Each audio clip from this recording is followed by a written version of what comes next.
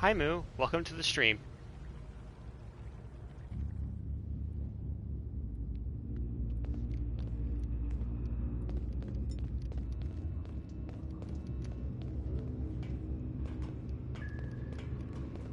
Just need to go set this up quickly. And then the fun part can begin. Okay, first need to set this up as CEO, and there we go.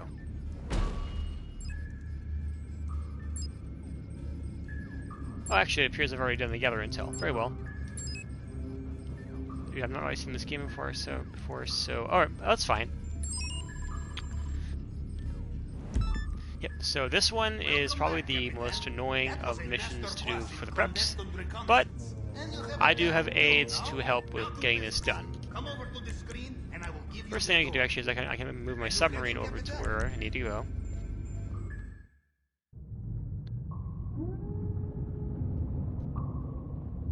In that case, actually, since I did wind up doing the gather intel beforehand, I might as well see if I can run another heist afterwards.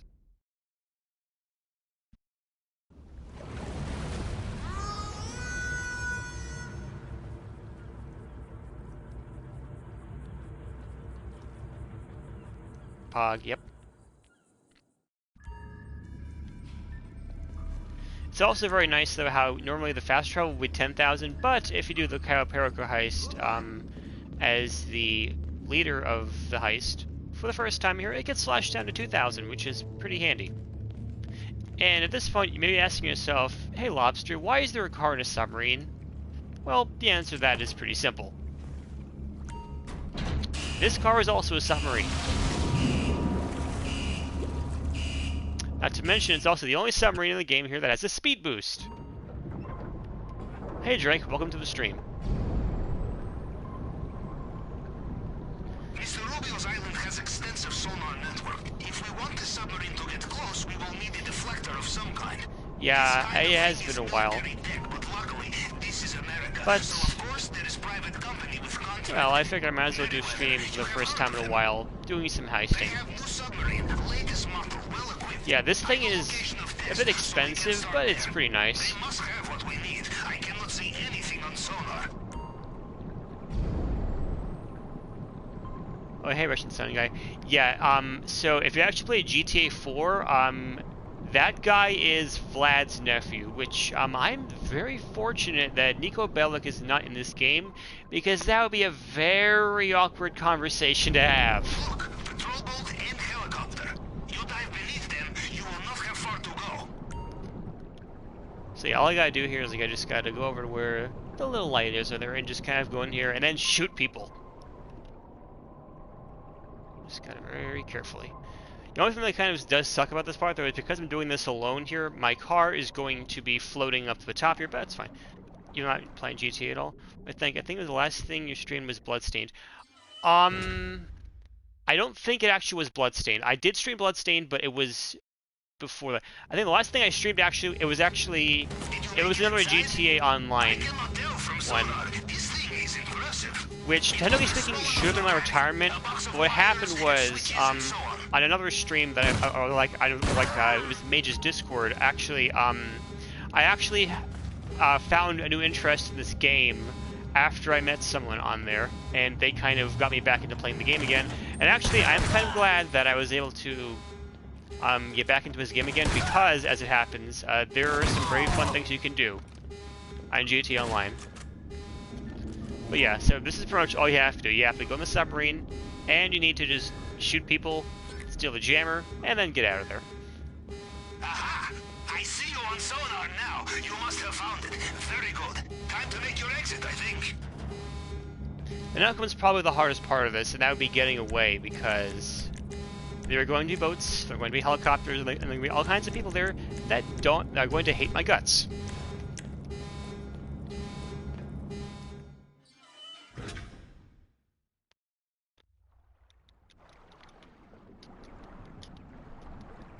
So let's see, where's my Toriator? There it is. And boost, boost, boost. Back to the surface, Captain. Just in time for the incoming helicopters. Get the deflector back to me. A welcome party, but bloodier. Yeah, basically. Also, I kind of have to wonder, you know, what number time is this that I've managed to piss off Merryweather? Because I imagine to these guys, I'm probably public enemy number 1. You'd think they learn by now, but they don't.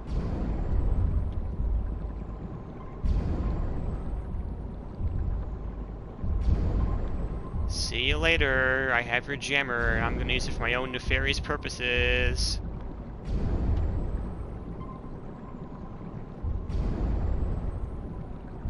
So I'll find Hi Ark, welcome to the stream.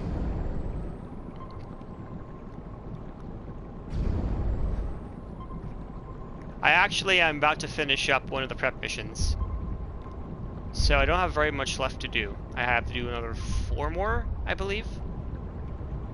As I'm going to be running through pretty much like I said here. This is going to be how I run the heist. The only thing that I didn't realize until I actually started the stream was that, yes, this is a prep mission. This is not the actual heist itself. There are a whole bunch of different setups that you have to do. Well, you don't have to do all of them, but you have to do at least some of them. No Tom Connors, I don't care.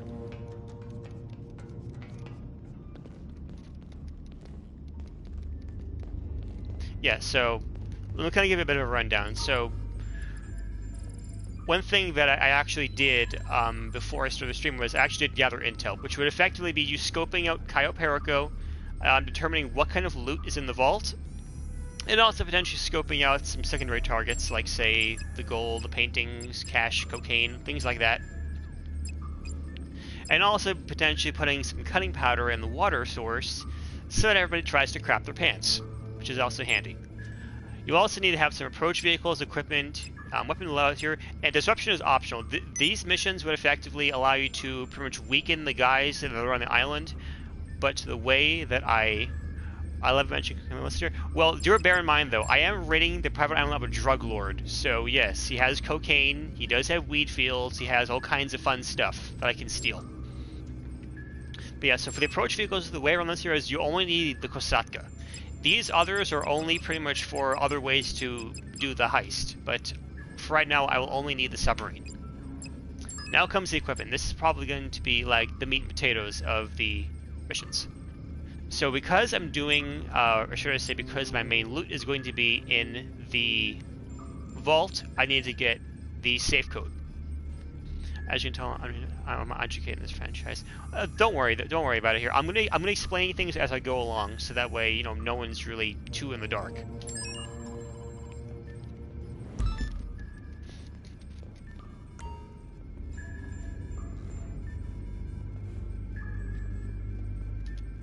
So for this one here, pretty much once I do the mission for the Kosatka, I can move my submarine to Vespucci Beach, and I can just leave it there, because all the other missions are going to be in the city.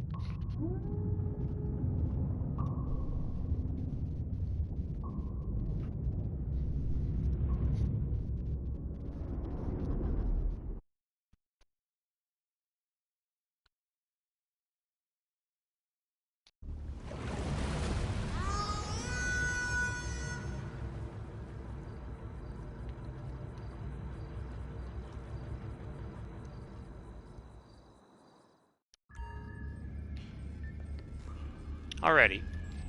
Now that I'm in place, I can begin the actual operation. Which, I'm playing a lot of Game Pass games recently. Interesting. Nope, don't go down there. Go to the helicopter.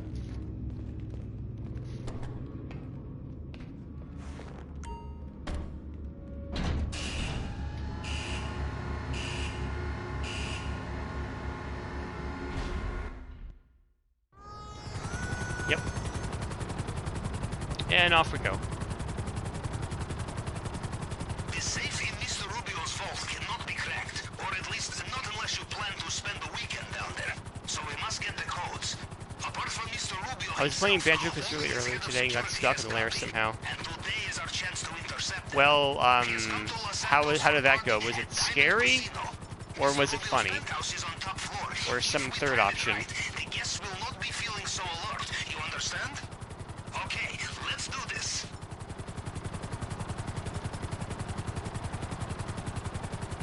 You know, Capitan, I look back at my career and ask myself why.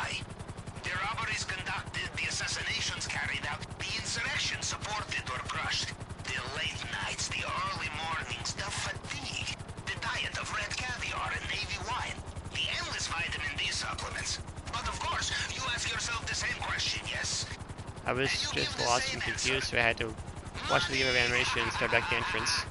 Well, at least you got unstuck.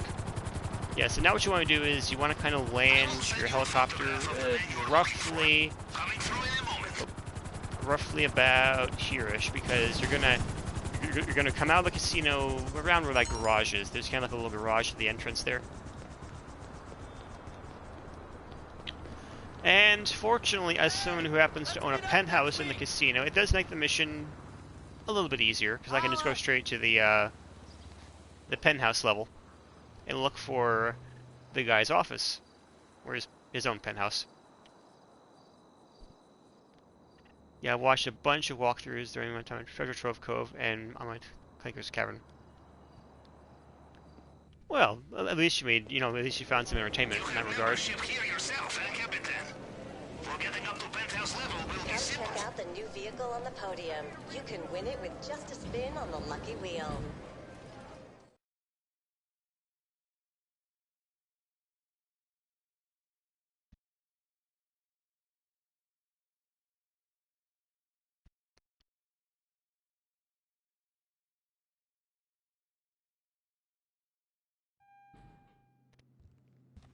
Good. Now we find Mr. Rubio's suite. Look for the big one with armed guards. I do think it's kind of cool how they actually let you go back to this area again here, because normally you would only see this area of the casino if you were doing a certain part of the silent and sneaky approach for the casino heist. So it's cool that we actually get to see this.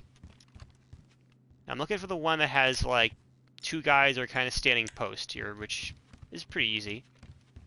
Just gotta look around a bit. Is it this one? Usual casino noises, says the kid who's never been in a casino before in his life. I mean, there is actually a casino that's, like, not that far from where I live, although obviously with the way that things have been, it's been kind of shut down here. But I mean, I don't really like casinos all that much personally, but I mean, the food they have in the food court is kind of nice at least. Okay, yeah, so there are guys here. So what you can do is, if I can line this up just right here, I can even just get a collateral shot, like this. Beautiful. You have a delicate touch when it comes to armed guards. I'm too young to go into one. Well, I know that at least for the one that's near me, what they do is they give you a certain wristband, so that way, that way, like they let people that are working there, like I guess people like servers or whatnot, let you know that you're underage, so you can't drink or whatever. And yes, that was a very clean headshot. So now I need to look for the guy who's in charge of security, which Pavel did send me a picture of here, so I can look at that. Although I do have an idea of where they can potentially spawn, so there is that. So let's see actually what it looks like here. Okay, so a guy with a bowler hat, right? You have the photograph I sent you, yes? Also, sorry for spamming. I just like to chat a lot. That's no, don't worry about it, Moo. It's perfectly okay. Because I mean, being able to chat with your viewers is always a nice experience. Okay, so now that he's here, begins the fun part.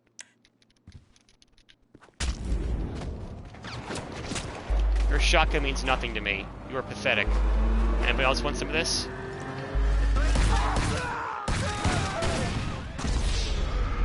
Well, that went a certain way. But not to worry. I just gotta go back in.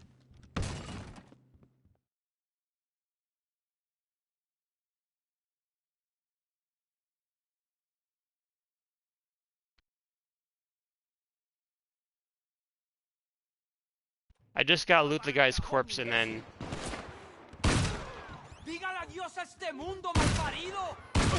Get out of here.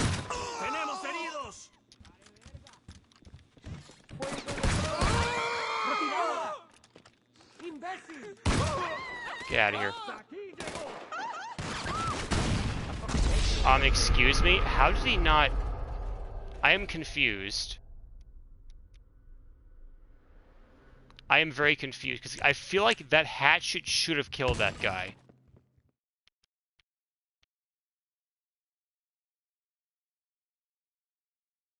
Because normally the hatchet is supposed to be like a one-hit kill.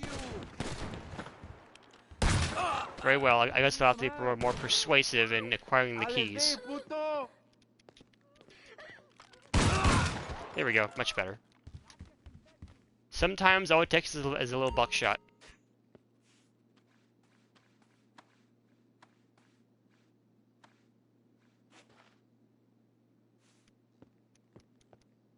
Much better. Do you have them? Good. Now get out of there and get some distance from the casino.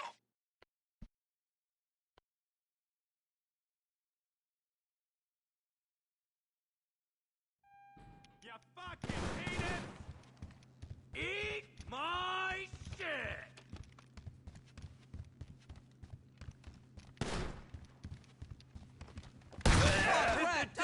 Oh my god! They shot him! Who's the man? That'll be me. Oh, don't worry. I get that at least like 50 times a day, Moo. I'm not even phased at this point.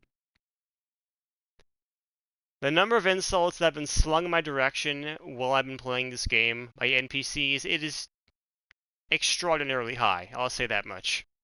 To this point here that I am completely numb to them.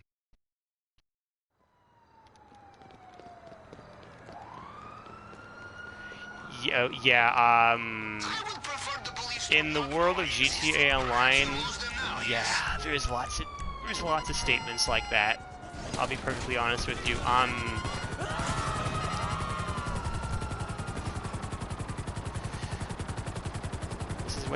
This is why this game is more M in my book than Halo. Exactly. And there actually are moments where you can see mail bits. Thankfully, none of the missions that I have to do are going to have me go over that general direction. So that's always a nice thing.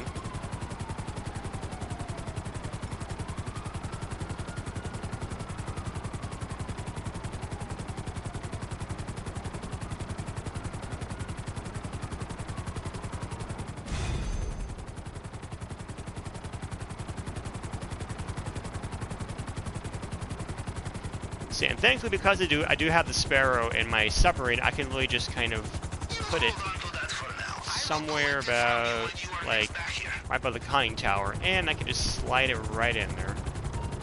Like that. Having access to his helicopter does make things quite a bit easier. So that would be 2 of 3 preps, 5 preps done.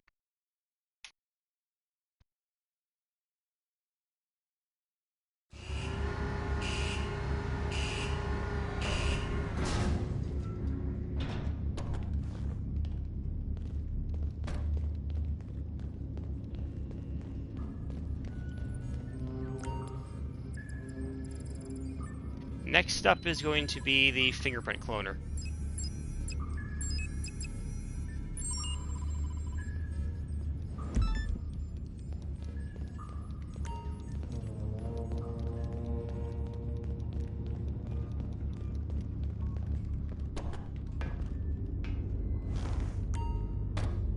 Halo's M for violence in my language. Yeah, especially, you know, on the violence front. I can definitely see that.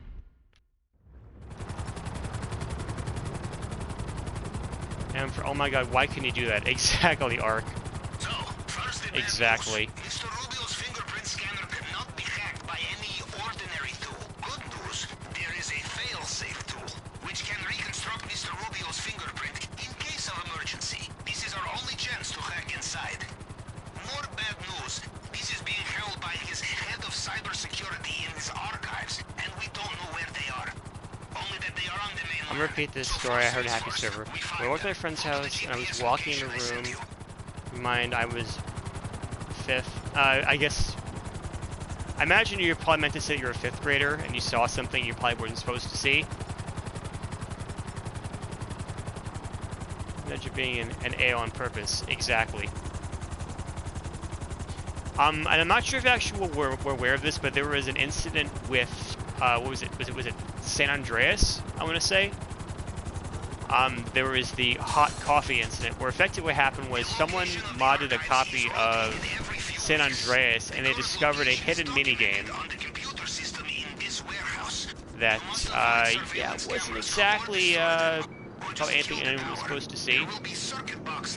So yes, with this one, what you could do is, okay, time here. The main person commander watches it.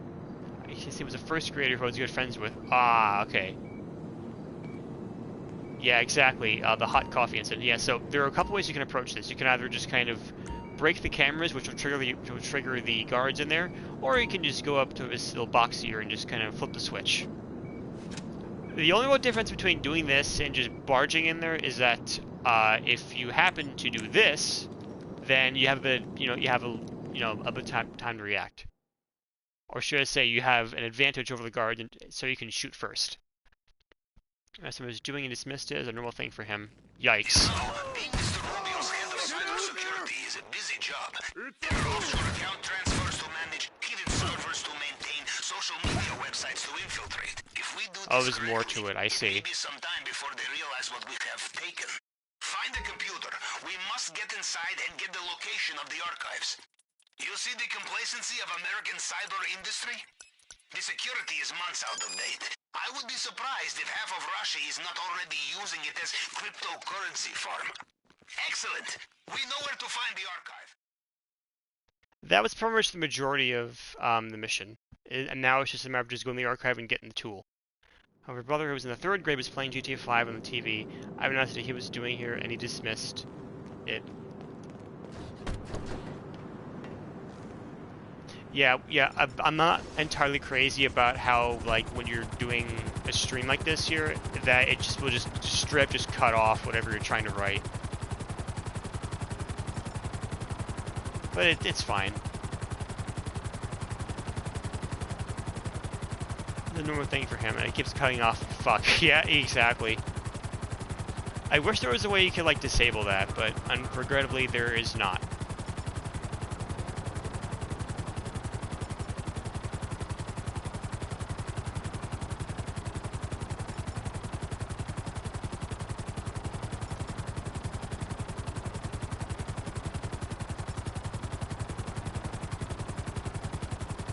But yeah, this part is actually really simple. All you have to do is you just have to break some cameras and then just go in there, take the item, and then bring it back to your submarine. Which I have a tool that is pretty handy with getting rid of those cameras with ease, and it doesn't even use ammo, so that's cool. And that would be the up and atomizer, because this thing, what it does is it's a ray gun, and I can just boop, and boop. Hold on. You can destroy it with this. There you go, it's gone. Normally what the ray gun would do is it would just be for like ragdolling people and like knocking vehicles aside. Doesn't do much damage, but it's a fun thing to screw around with if you're ever on like free mode.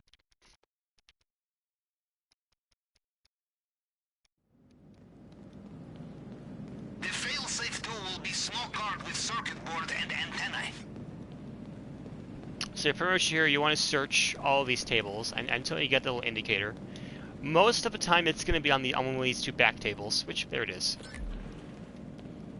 Do you have it? I suggest you leave fast. There's a character limit here. Somebody too long didn't read. I was a kid who was like 7 or 8 playing a game for adults, but the house was in my old neighborhood. And I don't know where those things. Like this card won't yell at you. Yeah. Yeah, that was definitely something here that when I was like in Cloud server, when I was doing my character sheeter, I had to constantly fight with that. To the point where I really had to split, I think it was Steven's character across like 2-3 different posts.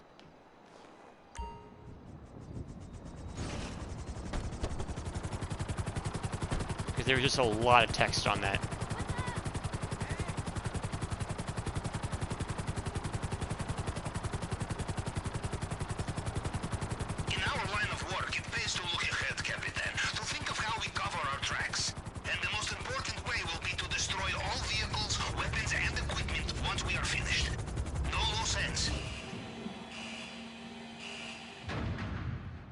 The character limit is lots smaller than Twitch. Yeah.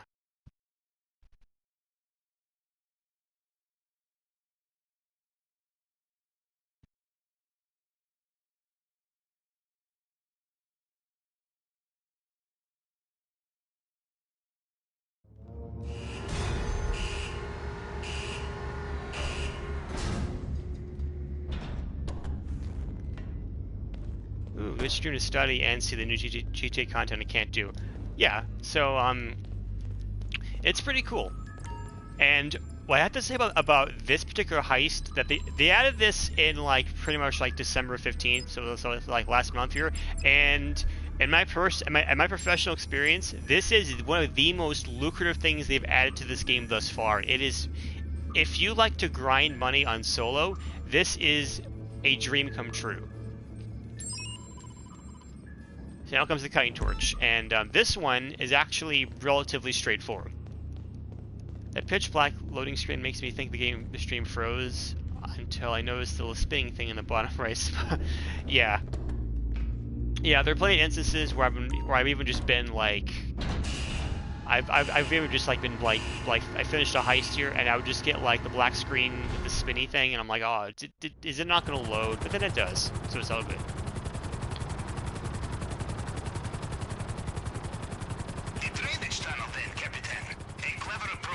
But with one problem. Stainless steel grate on the entrance. We will need cutting torch to get through these underwater. Many construction sites have them. Should be easy to find. Only one complication will be the armed guards. Apparently, such equipment is often stolen in this town. Yeah, so pretty much we have to go to a construction site and we have to take the cutting torch. Now, the cutting torch is going to be important for the way that I'm going to be entering the compound, and that's through what's called the drainage tunnel. However, the cutting torch does have a secondary function, which is very good, and it's that, so when you're doing the scope out for this heist, you would have to look for, like, a pair of bolt cutters, and you can use the bolt cutters to open up, like, lockups for things like weed and cocaine and cash, for secondary loot that you can steal. However, the cutting torch completely replaces it. And it won't it's also better because even if you find the bolt cutters on the island, you would have to physically get the bolt cutters when you do the heist finale. So you already have a way to open it to begin with, which is cool.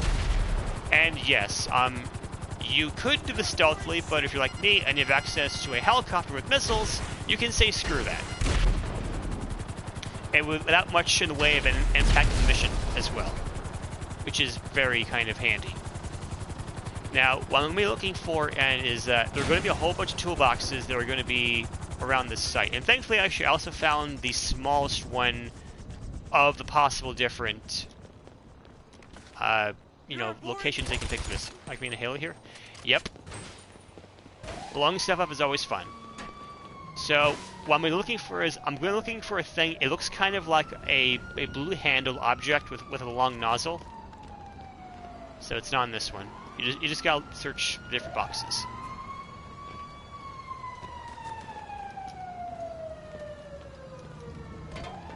Okay, how about this one? Nope, not that one. Alrighty. Not that one. Might be more up top. I have to search. Let me get right to this. Nope.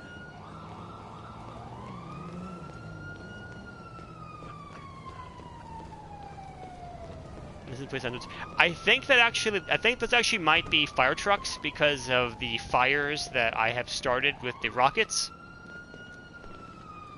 One thing that does get a bit annoying with this mission though is that sometimes some of the toolboxes will not have like green arrows, so like, unless you really search around here, you're not going to be able to find the toolbox as quickly as you probably should. Yeah, they're not going to be down here. They're going to be like either this floor or this second floor. Just need those. Okay, research that one. How about this one over here? Yep, here. Yeah, see, that one I didn't even search, and it was just there. There was no arrow. Yeah, you just gotta just press the button and just get it, and then bring it back to the submarine. Do you have it? Bring it back for safekeeping.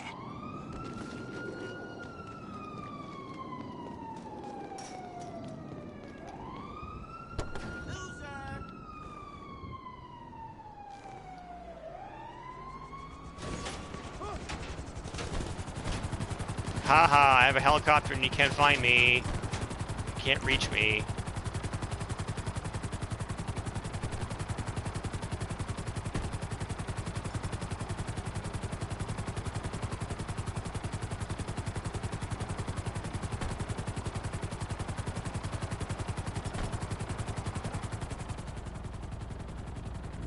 And now there is just one more prep mission to do.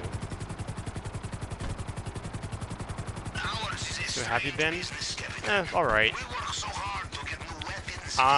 All I know is that starting tonight, we are supposed to get some crazy blizzard that's gonna come our way.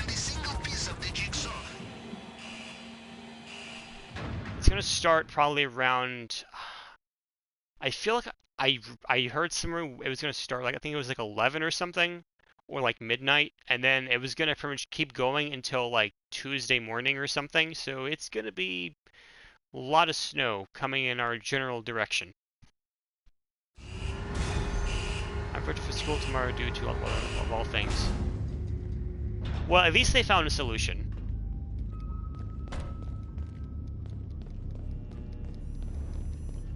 Yep. So all the snow from the snow god. Yeah, exactly. All hail Snom. Which actually, like I mentioned here, I did wind up purchasing a Switch for myself. So, and I did make sure to get a copy of Sword with the expansion pass. So that's good here. So I'm gonna be opening that around Valentine's, though. Because I wanted to. It was supposed to be Valentine's Day, and I was supposed to get it sometime around like mid-February. But I imagine that since it shipped from like the system itself and the games shipped from relatively close by, they were like, forget it, just send the thing out. It doesn't matter.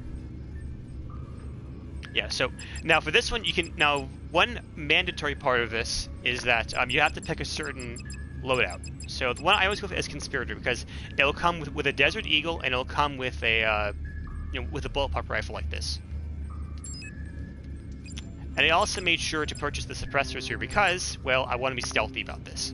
Because I'm going to be doing what's called the Elite Challenge. And I'll explain that a bit more when I'm finished with this. So where am I going here? Okay, good. I got a good variation of this mission. So there are two possible variations for this mission that you can get here. You can either get the Merryweather one, where you have to follow a helicopter to a testing site, blow up everybody, and get on the Avenger, which is kind of a large tilt-rotor aircraft. Add a Go Link. Well, this is my comic series. Yeah, I actually was looking at that. With the Gacha Life thing here, I like it.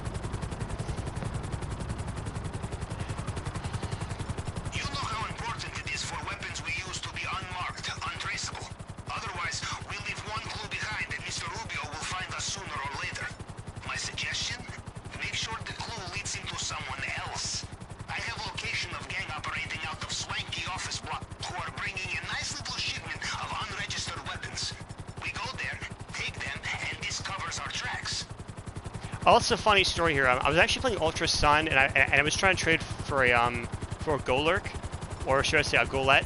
And funny story. So I actually wind up getting a shiny Golett that was like level 50 or whatever with a rare candy. Thanks. And the community gets a lot better for the stuff. I do appreciate the support. Yeah, I mean, the art style for this stuff is pretty cute. I'm not gonna lie, when it's done properly. But yeah, so when it comes to an office mission like this here, you can basically land on the roof, and there are two ways you can approach it. You can either go in from the ground floor, or if you have the space here, you can land a helicopter on the roof like this, and you can go in, from the top. Doing it this way will be a bit stealthier, so you have a bit of an advantage with the guards. But I have a certain way that I like to do this, and thankfully, I will not be dealing with a jackass who has a freaking AA-12.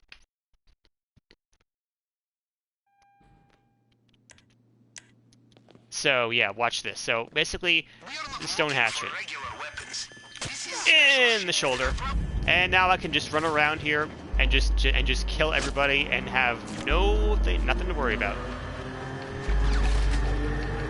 Because basically, yeah, pretty much, so long as I keep killing people here, and that yellow gauge and the bottom left does not run out here, I'm pretty much invincible.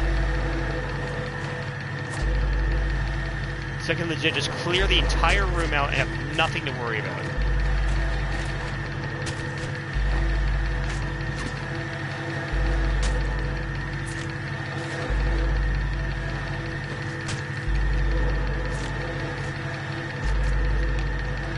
Dude, I was so mad when they were getting collector's edition kind of over everyone when the game released on Xbox One and PS4.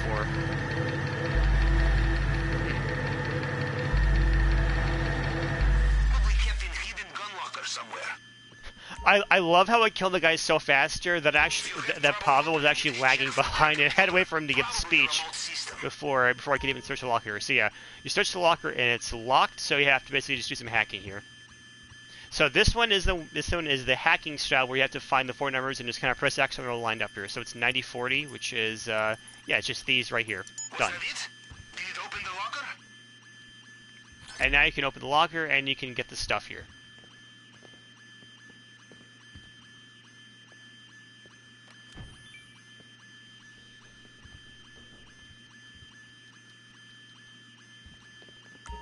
Okay, it's one thing to get them. It is another thing to keep them. Get ready. Now, thankfully though, because I do have a helicopter on the roof here, I can just press left here to go to the roof and just get right the heck in my helicopter and just fly away. Though these guys will have helicopters of their own here, but I don't have much to worry about. Because the Sparrow is a speedy piece of equipment.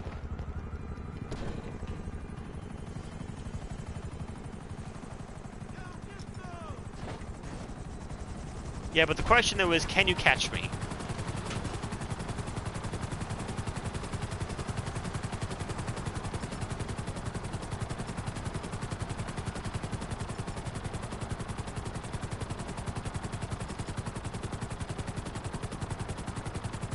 Alrighty. Sometimes I look at my photos in 2018 and think, wow, I was like cringe, wasn't I? I feel like we all have moments like that, to be perfectly honest.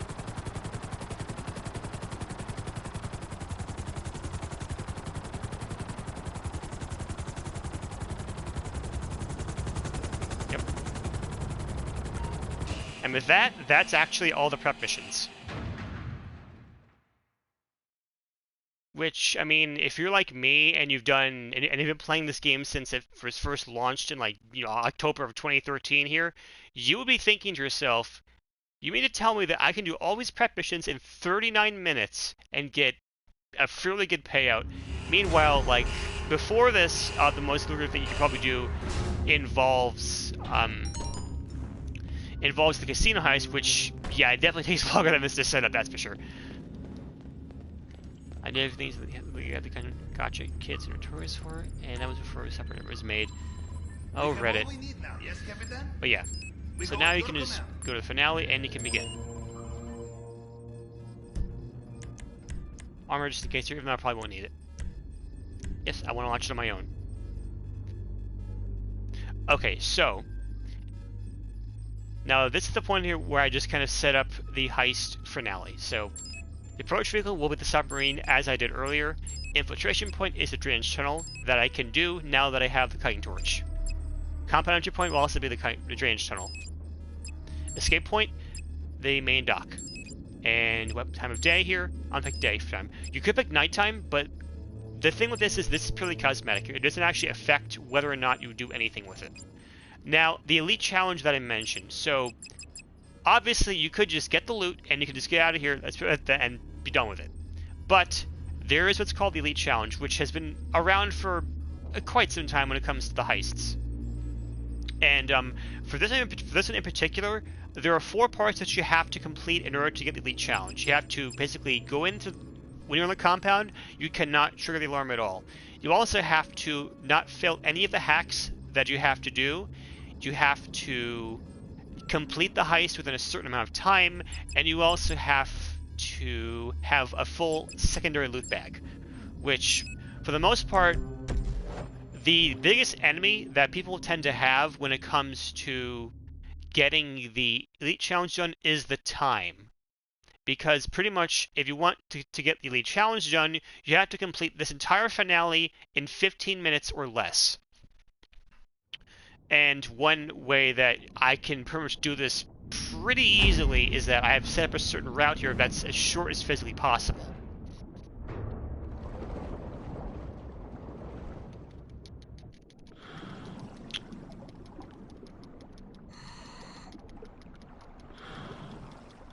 GPS locked. I have your position. I will also access compound CCTV to see you when you are there.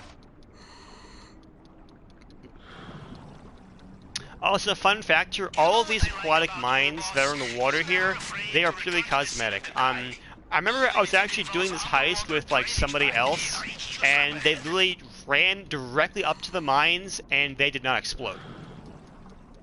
They're just kind of intimidation factor. They don't do anything. Yeah, it's pretty lame, but I'll admit it's also kind of hilarious in a way. So, with a drench tunnel, you have to use the cutting torch that I cut earlier to cut open this grill, which is pretty easy. You just gotta hold the R1 button and just kind of use the, slide the stick over and just cut it until all the green parts are, well, they're like, they're split. There's a certain, like, way you can, like, tilt the stick, and you can just kind of just, like, glide over all the bits, and just kind of just do it at a relatively good pace.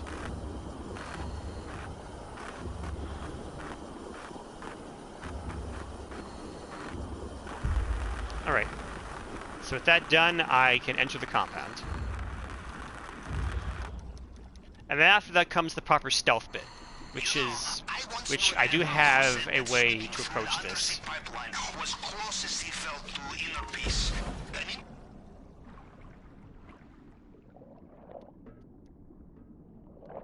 And I'll be following my conventional route when I do this, because it's pretty good.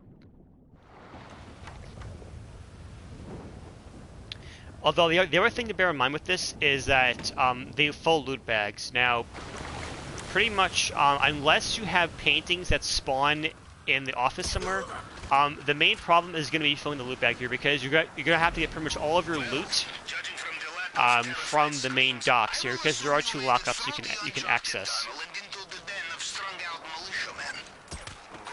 All right. Things are going according to plan, huh? Now, let's see what he has for us in the vault this time. So I think, yeah, so he's going to turn here, then he's going to turn left, and then at that point I can just kind of just go straight for him. Mr. Rubio's personal bodyguards, they know their soldiers, and they will know you are not one of them, no matter what uniform you are wearing. Alright, so now I can just kind of just sneak up behind him and then just pop it right in the skull. Now that Juggernaut there, the guy that's indicated by the skull here, I'm going to ignore him because he's actually not in the scope of this mission. Or rather, I don't have to worry about him at all, because I don't go near him for any particular reason. Now it's just that guy there. He's out. And I get the gate keys. Nice. Those will be helpful in a little bit. Let me just kind of bop this guy in the back of the head. Yep, get out of there. I think there's a painting in the office, I'm going to say.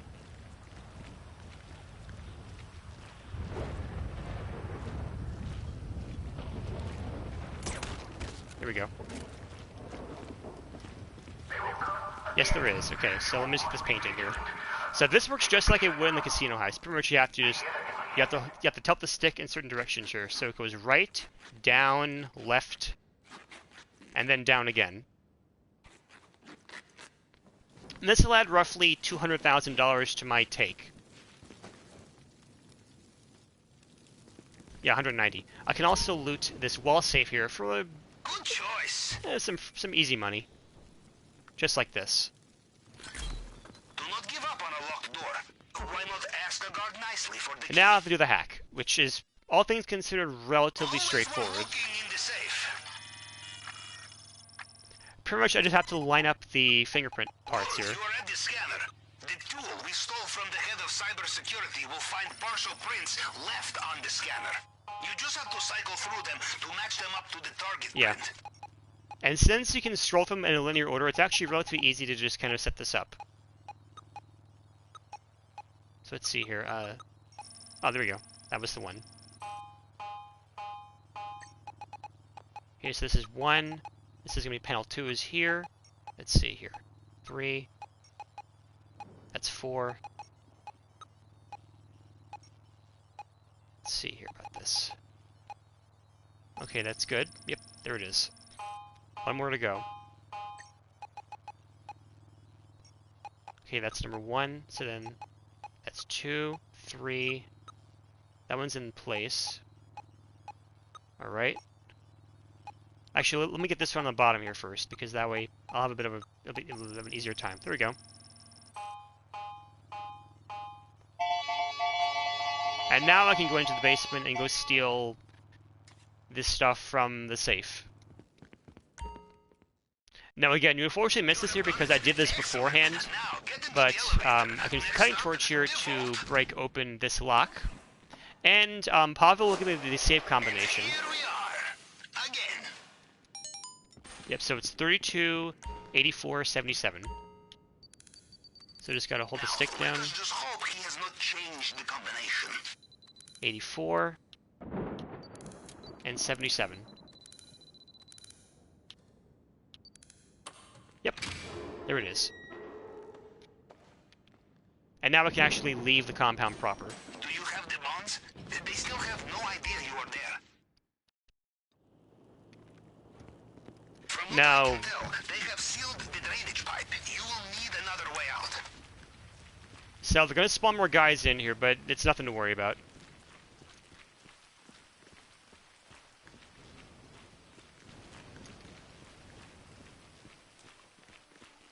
Because I have to head toward that. It looks kind of like a yellow house on the map. Careful out there. All right, so now I basically have to just take care of these 2 guys here. Now, that one guy that's kind of like in the doorway there, he actually will despawn once I go through there. He's actually not any kind of actual physical threat. You like it, you take it. Yep. So now here's the gate keys here to open this gate, and then just kind of go over to the main gate. And press right to select it as my exit point. Nobody knew I was here. I love this cutscene, it's actually pretty funny. And then he's like, ooh, a button. Push. So at this point, I'm almost home free. I just have to get to the main dock here and escape.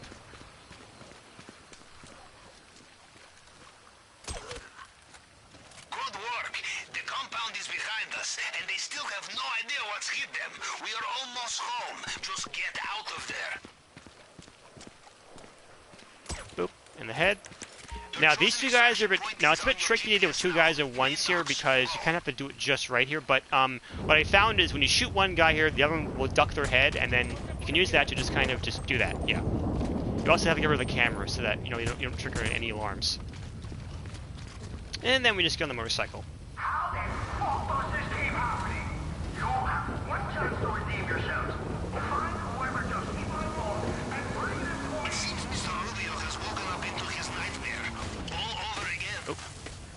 That's fine. Uh-oh. By the sounds of it, Mr. Rubio is getting back in his helicopter. Watch out. Yeah, it was actually funnier because, like, Pavel was like, oh no, he's in his helicopter. But oddly enough, though, that helicopter is actually blinder than you think it is, because there have been points here where I've stood in its cone of vision for like 3 whole seconds and absolutely nothing happens. Yeah, so at this point, I'm just going to kind of improvise and just run. Because you can use the motorcycle to go over to the main dock faster, but considering how speedy I do this here, it's usually not much of a concern. But I will also have to get some more additional secondary loot from the main dock here, because I only have half my bag full from that one painting in the office, but it's nothing to worry about. So at this point, I've actually finished 1 objective already. I've already got to the compound without alerting any guards. So there's that here. So now there's another guy that's kind of standing watch. There's also a camera, so let me just kind of just shoot this guy in the head. Once I get a proper view of him, hold on. Yep, that guy. He's out. Get the camera. That's the main dock. Can you see a boat you can use? All right. I can also use the cutting torch to open this lockup, and I can get some of the cocaine that's kind of chilling there on the table.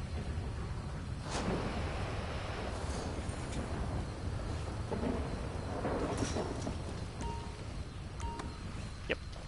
And more money is mine. I think this might even just fill my bag up. And if it doesn't, it'll get pretty close to doing it. Yeah, there we go. Okay, so I'm almost done here. Now I just have to finish up. There's like 4 more guys I have to shoot. And then once I do that here, then I'm in the clear. And I can just kind of escape. Well, there are also attack boats that I could try to be careful of, but it's nothing to be too overly concerned about. We realized how heavy is a brick of plutonium. Very heavy. Take my advice. You need to run fast. Pack light.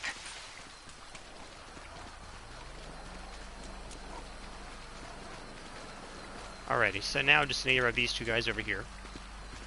We just kind of just boop. Hold on. And boop. And then boop. And that's it. Those 2 other guys that you see over there, they will not spot me because I'm actually outside of their cone of vision. Just need to get in the boat and drive it out of there. If you're looking for me, I have to move this up. Now, where are the boats, actually? Because for the most part, they're actually nothing to really worry about so much. Yep, they're not even facing me. So now, I just kind of casually just drive off into the sunset and collect my payday.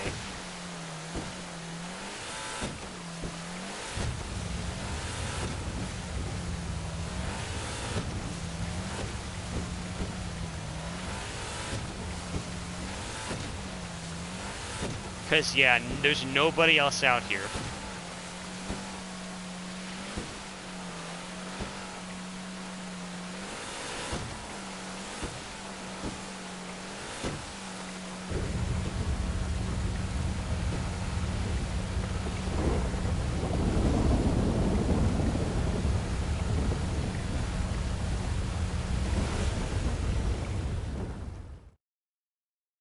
Oh shit is right. Yeah, there's like lightning, but that's...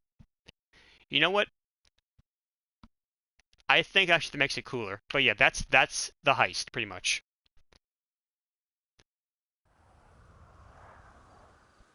You know, obviously excluding the scope out here, considering the fact that I just did everything in the span of less than an hour, there are plenty of people here that, when they first play this game, they would love to know that you can get a payout like you will see here in a second, in the span of like pretty much roughly like an hour and like 20-ish minutes. Actually, probably even less than that. But yeah, so that payout, that's mine to keep. And yeah, see, the timer is perfectly okay. So that's less than 15 minutes. No failed hacks. Bag's full. And because that's on hard mode, I get an additional 100,000. So it's actually 1.6 million that I get.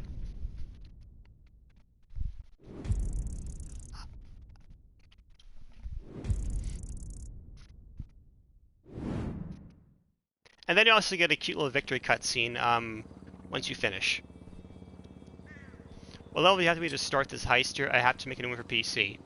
I believe it would actually tell me when you're about to like do like the pre-heist screen. But the only thing with the heist though is that like a bunch of other things that have been added to this game, there is a sort of paywall, and the paywall for this is you have to purchase something called the Kosatka, which is a submarine that I will show you in a second.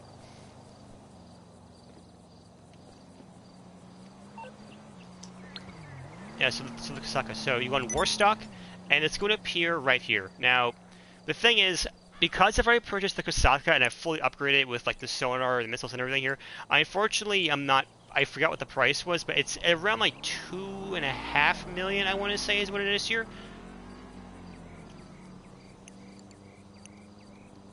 So yes, once you purchase the Kosatka, you can then begin prepping, like, you know, the actual heist itself.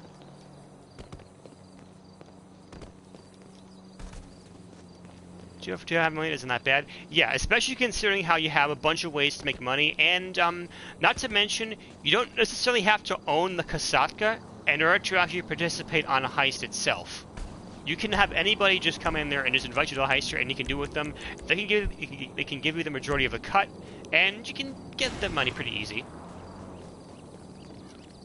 Now, there is one catch though with the heist though, and it's that once you finish a heist, you have to wait for a bit of a cooldown before you can start another one. So, in that case, I'm going to be doing a little bit of a little mission on the side while I'm waiting for Pavel to send me the next invite. So I can just do Headhunter, which is pretty simple. I just have to fly around to like 4 different spots and just blow up, you know, some guys here. Oh crap, how is can spawn next to now? Yes, so there are a whole bunch of them that I can spawn right now that I have, because I have access to them. Because through the Security CEO system, because you actually own, I mean, you know, if you purchase the Buzzard, you can actually call it in for free and it will spawn right next to you.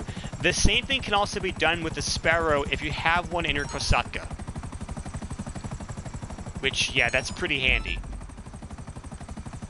So if you ever find yourself in a jam, you can literally just call one of these in and just poof, it's just right there.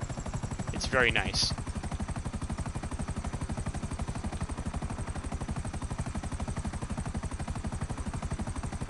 I'm making a character from one of my nightmares who seemingly died in an unfinished house that was like a horror castle. God, I remember when you have to go everywhere to get to a helipad. Yeah, those were the days. But then came, you know, the option to become a CEO, which, yeah, special cargo was one of those things where you were like you would most certainly have to put in the effort to like do the grind, especially if like you had access to like if you purchased all 5 large warehouses and you could fill them up, which would mandate you getting a total of 555 crates.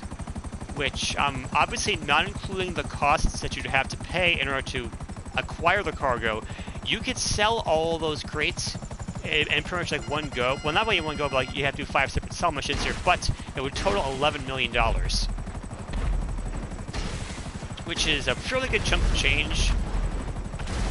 Although, obviously, though, you know, with considering the fact that the Cayo Perico Heist is out here, and you can run that solo, as you just saw, admittedly, this is way faster.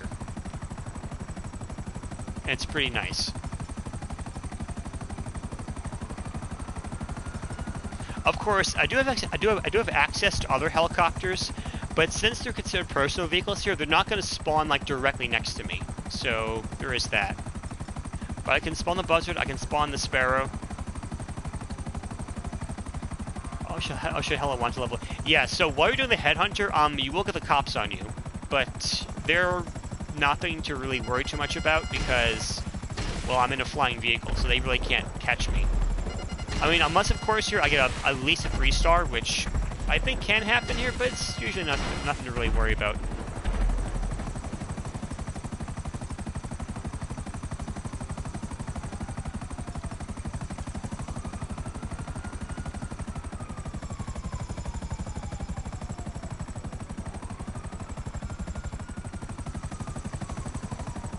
Yeah, so the last one is in that one car over there, so I just kind of like gotta line up the shot, and I just gotta shoot him.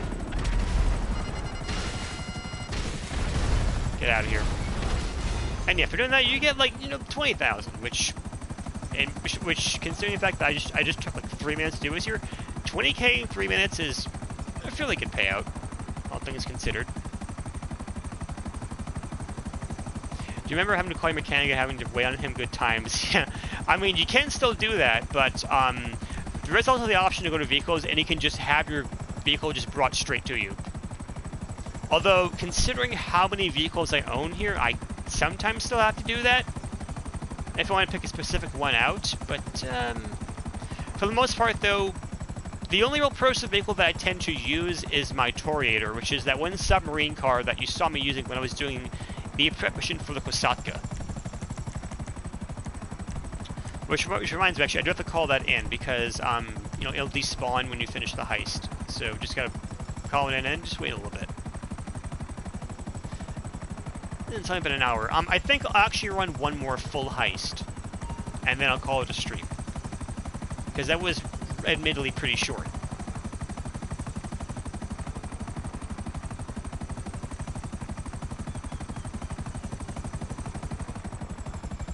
What's also cool is the submarine, like, when you call it in here, it would literally just rise out of the water, which is a pretty, it's a small detail, but it's a cool touch. And also a cool thing about the Buzzard, when you call into the CEO, is that because it is a Pegasus vehicle, Yeah. You can just crash the thing here and nothing, and it won't make it will not make a difference. You don't pay a dime here. Who wants to talk dreams and nightmares? Okay. I'll be up for that, actually. All I know is that my dreams are incredibly weird. Like, really uber weird. So I do have to wait a little bit longer, though, before Pavel sends you the invite here, so it's nothing to really worry about.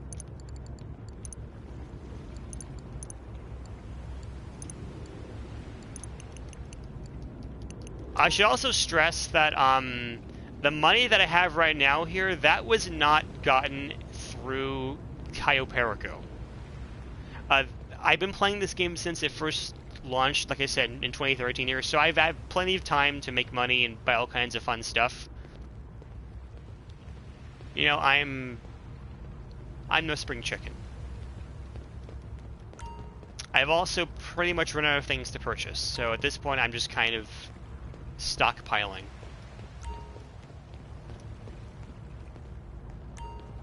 That is some money, yes, it most certainly is. Thing I really wanted here, but there's not much I really so desire. Because I pretty much have what I would consider to be the most, the best things.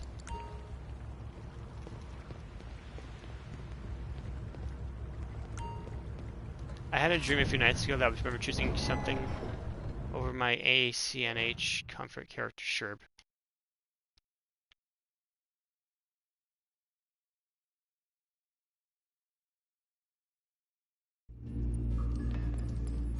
Can I run the heist yet? No, I can't. Okay. Yeah, I can't be in the submarine itself when I'm waiting for the cooldown. Two people ripped out a rib bone for me, and time froze. I'm trying to remember any particularly weird ones that I've had. Because I mean, there are a whole lot that I could go into. I believe I mentioned. So, I want to say that I mentioned the dream I had involving the Mario DDR song. Was that on Strider's server, or did I mention that in one of the other servers as well? I'm trying to remember.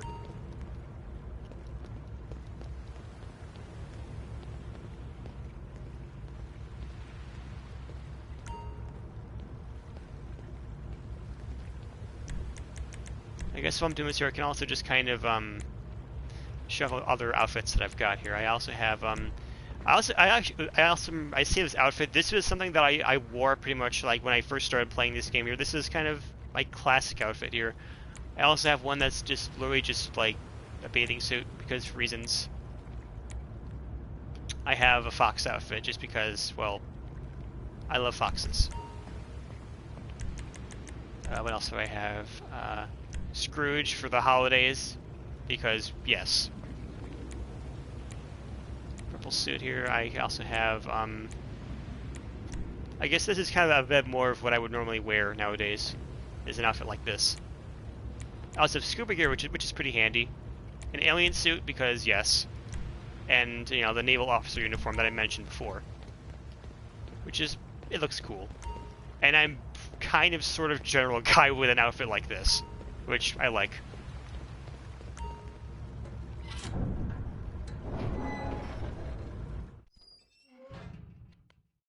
And I should also point out, I do have a tank. If I ever feel a need to it here, I could even whip out the tank.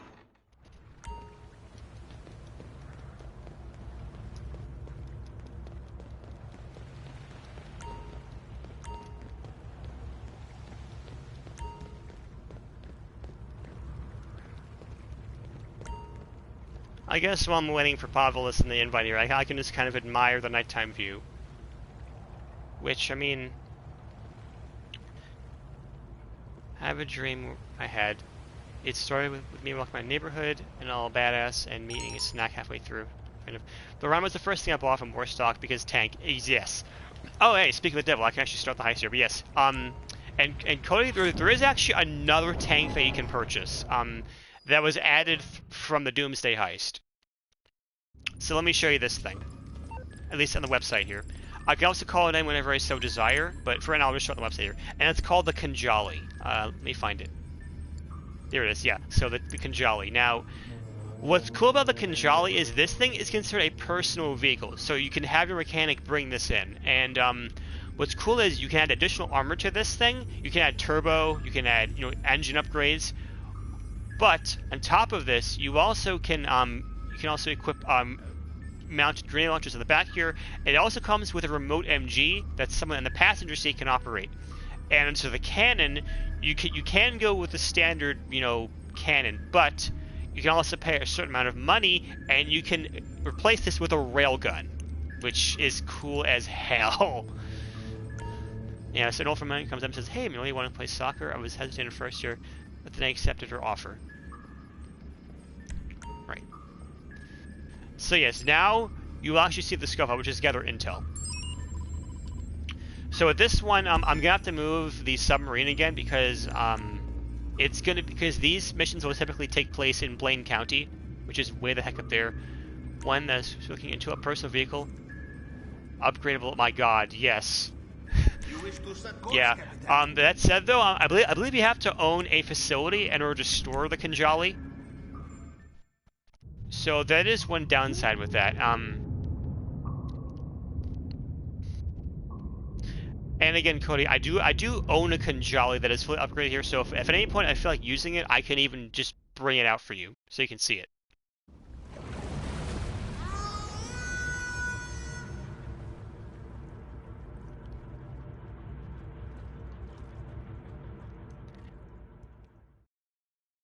Thank you. No problem at all.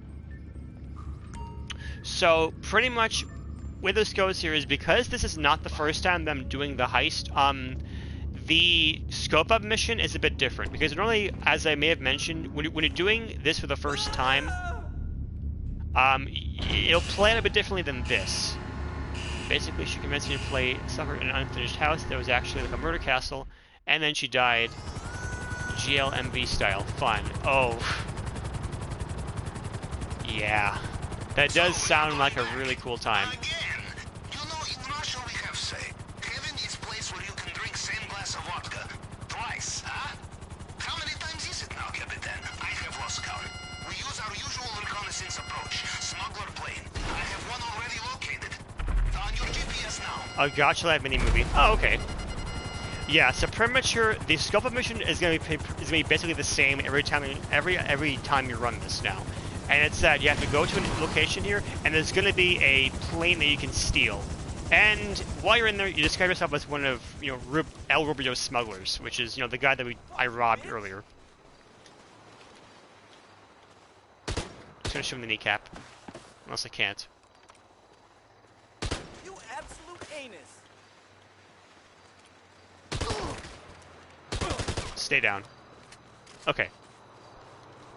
And yeah, this is pretty much how it goes here. So you steal a plane here, and then you have to fly to a certain part of the map here, which is basically sort of near where if you remember this, it would be where you would bring your vehicles to Simeon for a payday.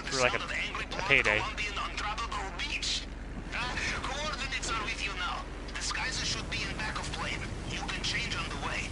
And leave your weapons. Mr. Rubio will not trust smugglers. The guards will shoot you on sight if you are armed.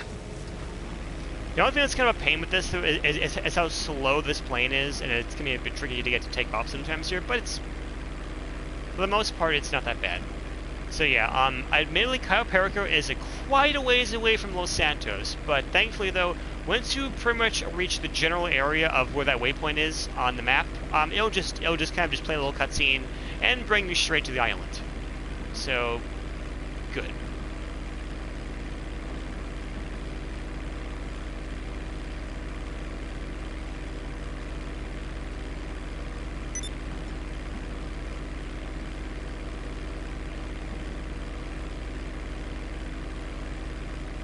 Although it is going to be a bit of a journey because I'm all the way in Paleto Bay and I have to fly all the way down to Terminal.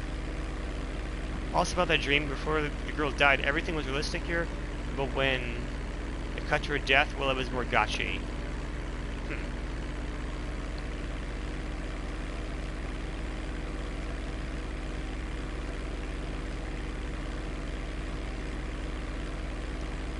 Yeah, I'm trying to remember. I'm trying to think of a dream that I could share with this. Let me think.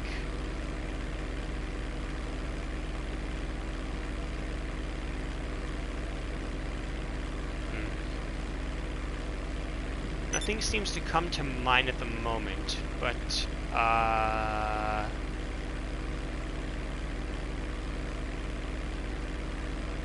give me a minute. Well, I guess, actually, if I haven't told the story, I could tell it again, because this is a dream that I always refer to as a kind of glitch in the Matrix story. And that it makes basically no sense, and it's sort of inexplicable to me. So, there was a dream where the significant part, it was toward the end of it, and it was a point where I was playing Yoshi's Island, and there was normally that one backdrop that you see when you're fighting the giant baby Bowser. That was an entire level. It like it was a fully developed level, and there was a point where I was reaching a sort of wall jump section, and as I'm going up and up and up and up, around halfway, the music it starts to get quieter and quieter. It goes to silence, and then a different track starts to play. So I'm going up and up and up and up. I reach a sort of T-junction, and I go left from there. And so then all kinds of other crazy crap happens. And then the sort of glitch in the Matrix story is this. So at some point, I think it was a couple weeks ago after I had the dream, I was actually watching YouTube videos, and I noticed that there was a channel that in the intro to one of their videos used that exact song that I heard in the dream. Now, the creepy part is this. It was when I discovered where that track came from that I was like, dude, there's no way. As it turns out, the track used, it was called Bowser Shuffle from Mario Dance Dance Revolution, which, here's the thing, I had actually never played the game before, nor had I ever at any given point heard that song or any other part of the soundtrack. So how my brain, while I was asleep, was somehow able to recreate an entire song, like seemingly from memory, when I had never ever heard of the track before, is kind of creepy. And yes, Moo, there is Mario DDR. It does exist. Okay, wait over there. They will bring it soon. Go on. But yes, the number of times I've seen this cutscene is way too high. Because of how many times I've robbed this guy. Just because you are disguised as smuggler does not give you free access. As soon as you leave airstrip, be careful. If guards see you in the wrong place and get a proper look at you, they will not give you a chance to explain yourself. So yes, now, this part here is basically kind of sort of perfect stealth in a way. I got the weird dream that's really memorable. Yeah. Okay, then you can fire it off here while I'm doing this here, because, so this part is basically, it's a perfect stealth section. You have to go to that dot there on the map, and you have to just not get spotted by any of the cameras or any of the people. Now, there are a total of technically 4 obstacles you have to avoid while you're doing this here. There are people, which are indicated as the small dots on the map here. There are cameras, which are indicated by, well, the camera icons. There are vehicles, which will kind of move around along the roads, which are indicated by larger dots. And if you either get caught too many times, or if you spend too long on this mission, you'll see a helicopter spawn. And the way that this mission usually goes is that if you get caught too many times, then rather than bring you back to the airstrip, which is what they would typically do here, what happens instead is they'll legit just kick you out of the mission, and you'll have to start completely over, which is obnoxious, but that's just how it goes. Oh, he doesn't see me. I'm one with the palm fronds. So this part of the scope out is probably the trickiest here, just because pretty much once you get past the checkpoint, the rest of it is really kind of easy. It's just a matter of waiting for that one guy in the tower to turn away. And then there's also a guard here. You can kind of see him on the mini-map there, but there's also one guy that's kind of facing there. So just wait for him to turn around here. I'm going to wait for one more cycle on the guy in the tower before I make the move, because I don't want to chance it.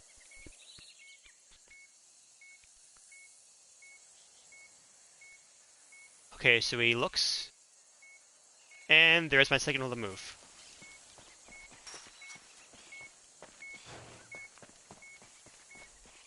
Okay, good. I'm basically in the clear as long as I can just get past here. Yep, I'm good. Okay.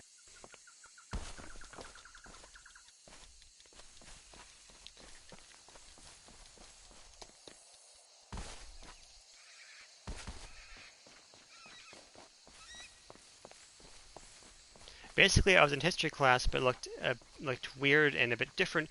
Teacher was at the desk here. My body started to fall apart, and I got to.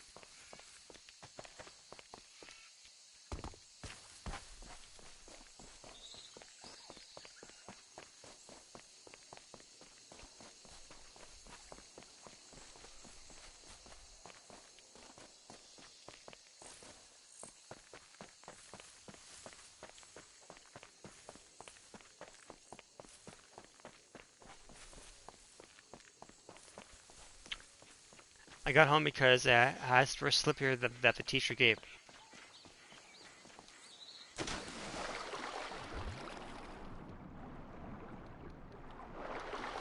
All right.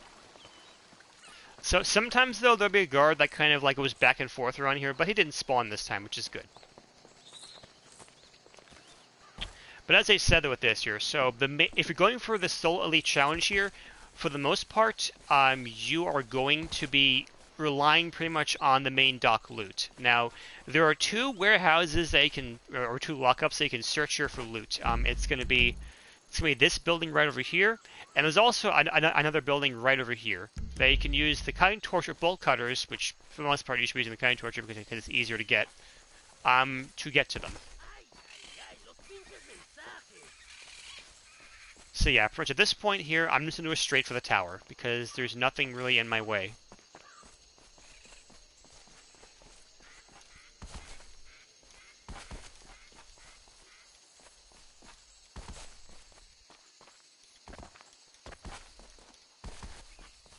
There are a bunch of dreams that I could mention that were like school-based, but there's this one scene I remember in this one dream where like I was in high school and I was on the third floor of the high school, which no, my high school did have three floors, and there was what looked like a tornado that was coming, kind of like over toward like a lake that was somehow there, which was definitely not there in real life. But anyway, so the tornado goes over the lake here, and then out of nowhere, the school just teleports seemingly onto like a raging stormy sea, and there's just waves just crashing against the windows and everything. And it was crazy.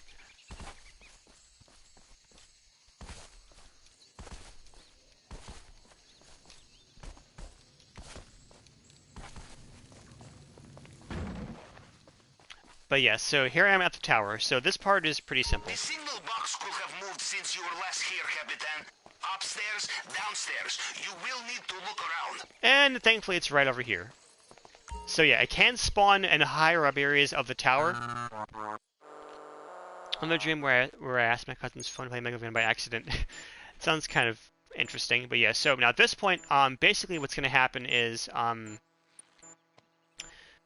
so there are going to be. So basically, the deal with this here is you basically have to use the numbers and these symbols to kind of create the target number that's up there. Now, depending on which number you link it to, it's going to multiply it. So the one that looks like phi is times 1. So that'll be good here. Now I also want to have this one go to number 1, and then the x here is times 10. So yeah, just do a little multiplication, addition, and you're done. All things considered, pretty easy. Okay, I have access. The app is on your phone. Let us take a look. So with that here, I can just go to sites here, right here on the phone, and I can just go kind of snoop through all of El Rubio's cameras to see what kind of loot I can procure. Let's have a look in the vault room, in the basement. So yeah, she does have a panther, because yes. But the main thing I want to look for is I want to start in the basement, because this is where you'll find your loot. So the basement here, my loot is. Did you see? There.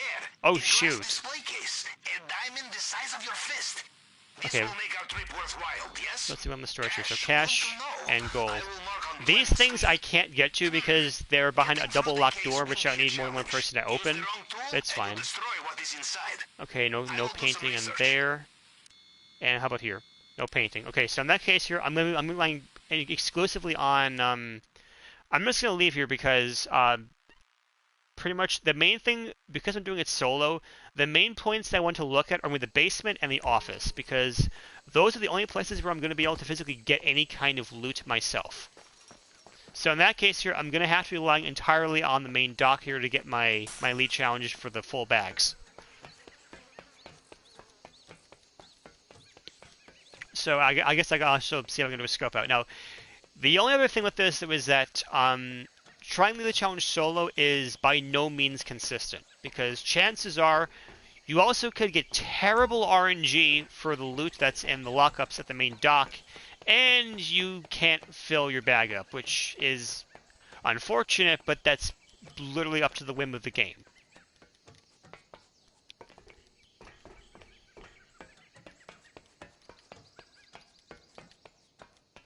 There is actually one thing that I could do, and that would be to get the cutting powder and bring it to one of the water towers on the island here, but that's only really necessary if you expect that you're not going to be able to do this completely stealthily, because it'll just, basically what it does is, it'll affect the guards' reaction times, and as well as their accuracy. Because it'll give them some, tummy trouble, shall we say. But, because I do it stealthily, I don't really have to worry about that. So I can just kind of parachute now over to the main dock here, and I can take a peek at what's inside of the warehouse, the lockups. First one I'm going to go for is the one that's up here. Now, because I'm high up here, I don't think this guy should spot me. No, he doesn't. Okay, good.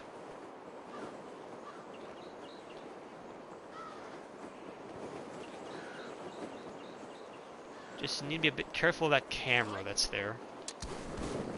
Okay, so yeah, so the vehicle passes, that's good. Now let's see what we got in this one here. What have we got in this warehouse? Now the camera shouldn't spot me though, because I'll be inside a building. But here we go. What do we got? Is that Coke? I think that's Coke. Let's see.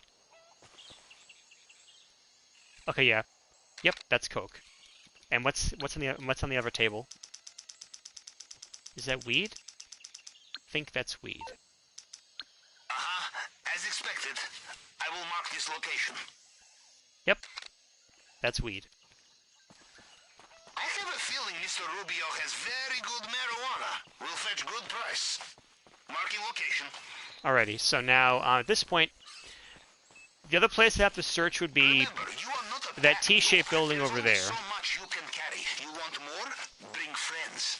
Although I will have to be careful though of that one guard that's kind of patrolling here because well, technically speaking, actually, what I do is I get caught on purpose because it'll just teleport me right back to the airstrip where I can just kind of, it's sort of like unintentional fast travel, which is, it definitely cuts down on time when it comes to getting this done. So on this thing, let's see what we got here.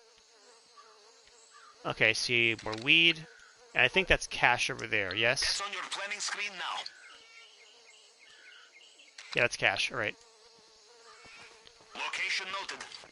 So here, security camera, go ahead and get my good side, will you?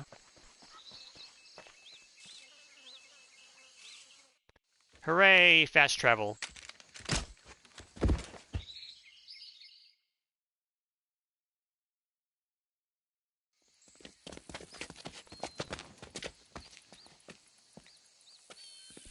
Whether they knew it or not here, they made my job a bit easier. Remember. That's the scope out.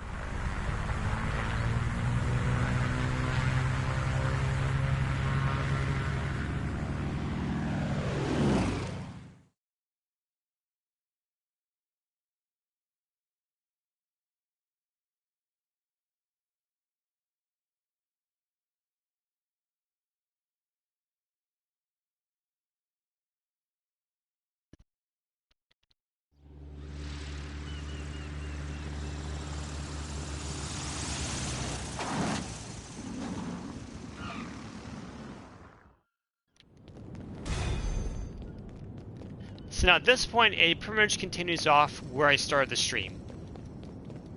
I just gotta do the prep missions.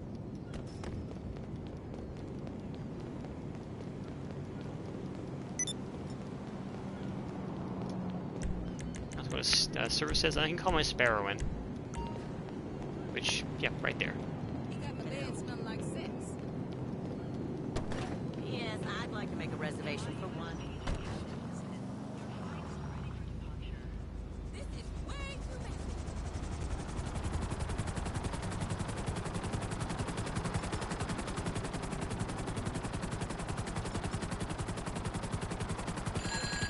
Okay, we have our heading.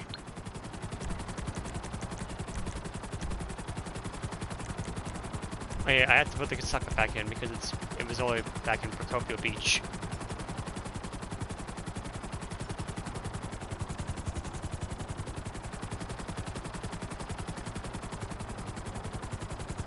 Once I get the notification. Okay. Just gonna call it back in.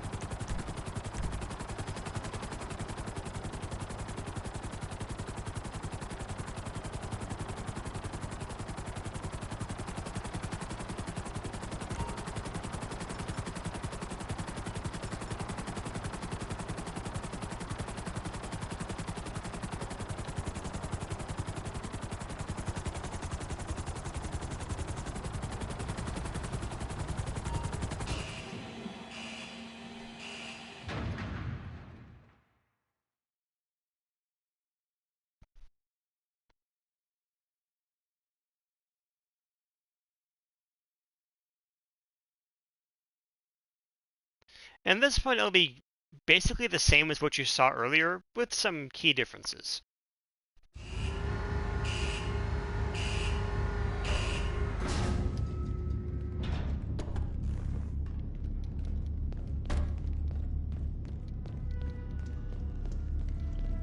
But first, though, we start with Kosatka. What do you think Mr. Rubio is doing right now? If you listen very carefully on sonar, you can hear him screaming.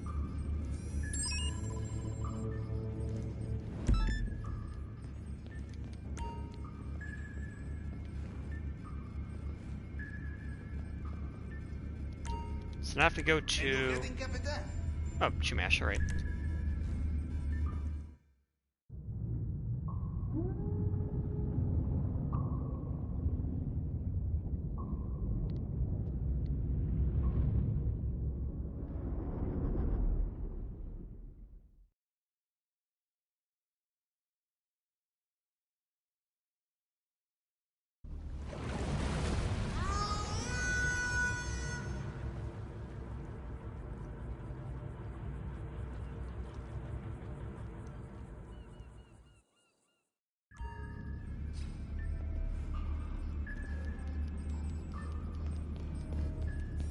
Goodbye. Alright, to the submarine car. Which, there is actually another submarine car in the game, and that would be the Stromberg. But, the Toriator here is a bit better because it has access, because not only is it a 4-door vehicle as opposed to the Stromberg's 2-door, but it has the speed boost, which, for an underwater craft, is very, very handy. And it also recharges pretty quick, too. So you can basically spam it. We will need to deflect their sonar, but such equipment is not available on the open market. We will need to borrow it, and I have a lender all lined up. Meriwether are running tests on their new submarine, latest model. It will have what we need. I would ping you exact coordinates, but they are blocking my sonar. I know the general area for the test. We start there.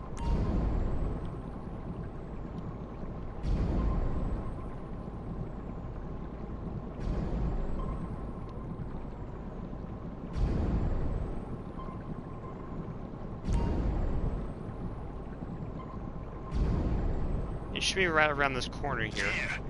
You see the boat in the helicopter? That must be the spot.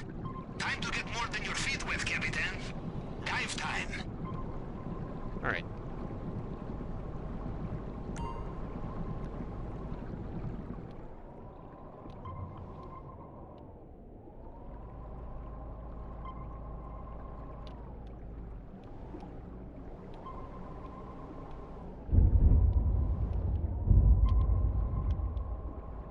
Just need to just kind of carefully do it here, so that way the submarine won't wander too far off.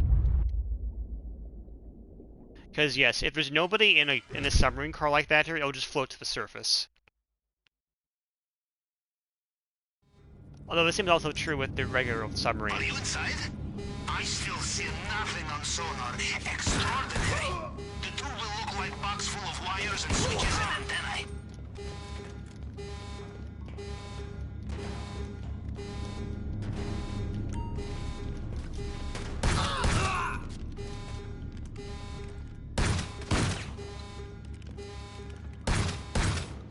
Just one thing hiding behind it. Oh, there he is. Okay. Yeah, because usually he's behind the screen like this here. So because it's not here, I'm going to have to search a bit further in. So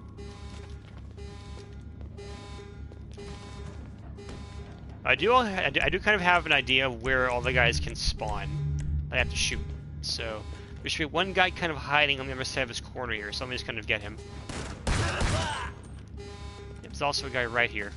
There's also the chef here, which the chef will actually have a knife and he will come after you. So yes, I did kind of have to shoot him.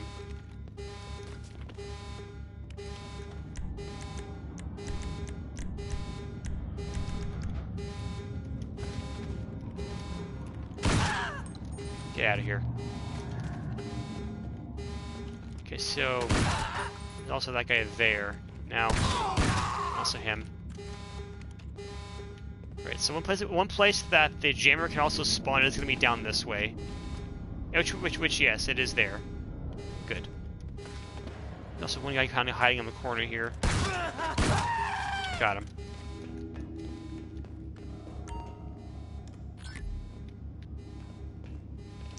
Have you got it? The whole submarine just popped onto my sonar. First aid kit. Good work. Now go. Back the way you came. Now, there is one guy here that I think I didn't shoot, and he's going to probably appear somewhere around here.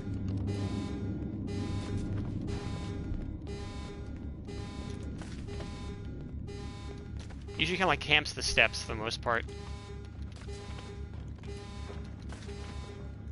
Or maybe not. Works for me.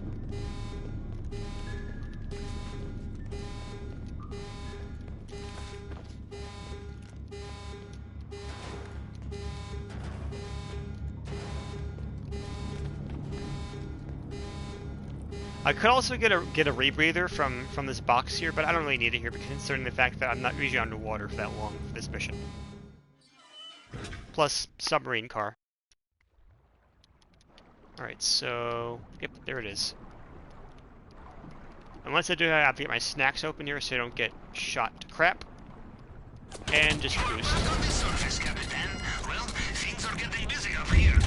Watch out for the helicopter. Just get the deflector back to our sub.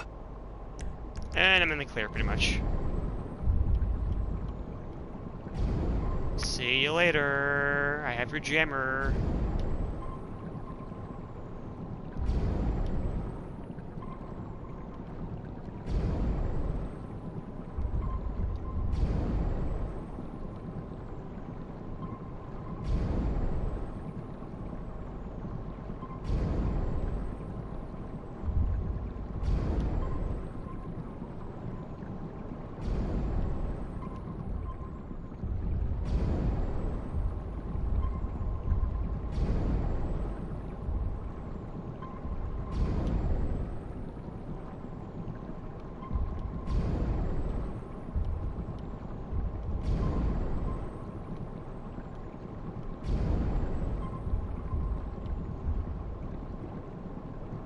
Go a little bit higher there so I get the prompt to put the car back into the submarine.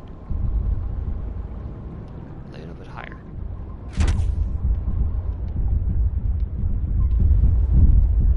Hang on. Camera, what are you doing? Camera, chill please. Oh, camera. Here we go. Whoa, camera. Yeah, the camera is sometimes like really kind of hilariously glitchy like that for whatever reason. Don't know why, but it is. Camera, please relax, camera. Okay, where's that prompt to put the car away? There should be a prompt here. I think it was. I think I wasn't quite as. I'm a little too far away. I think it should be over here somewhere.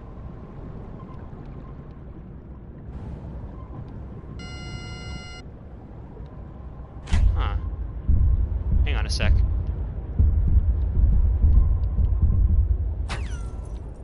Maybe I'm a bit too... Oh, don't tell me now. Hang on. I think the submarine might be a little bit glitched. 1 second. In that case here, I'm going to have to just kind of put it back. I have to put it away and then... And then call it back out again. Because the Kosaka can sometimes do that, where like it'll just, the collision gets all really weird and like it won't function properly. Which regrettably, I mean, like the thing is, this game does tend to be kind of buggy, and I am aware that there are certain glitches that have been around for years and have not been patched. Which is unfortunate, but... Which, really, this one is, you know, it's a more recent one, which... But...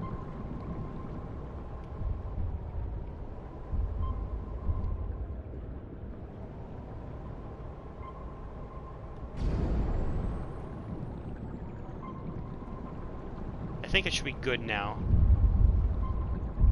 At least in the front of getting... the submarine, you know, putting my Toriator back in there. Just gonna go a little bit higher and then...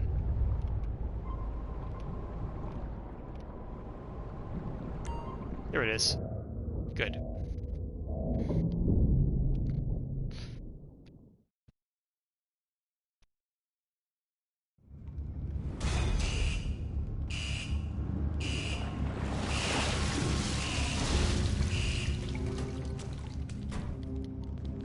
Alrighty, so before I do anything though, I want to make sure I snack up again. Because one thing that is also pretty handy about the Kosatka is that if you go over this way, over to your mess hall, which is actually where you, kind of near where you would sleep, you know, like right over there, there's your little cot. You can go to this little snack stand here, and you can actually just get all the free snacks you want. Up to your limit, which is very handy. So yes, now here's the thing with the next prep mission. Now, the second prep mission, at least, or the first one that I do in terms of equipment here, it can vary. So because I got the bearer bonds as my loot type the first time that you saw me do here, it's going to be the safe code. Now, because I'm getting a loot that's in the glass case, however, I instead have to do with a plasma cutter, which is a bit different.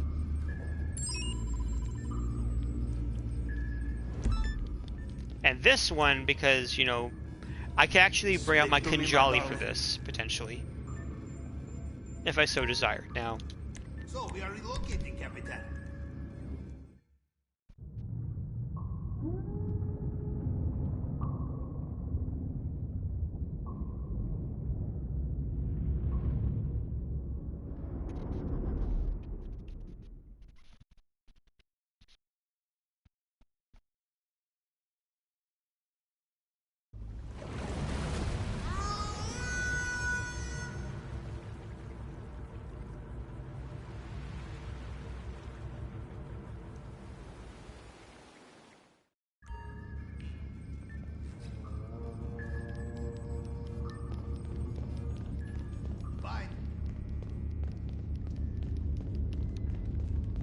So, this prep mission. Instead of going after that have security, we're instead basically going to be going after a group of thieves that are going to be using the cutter here, and we're stealing it off them.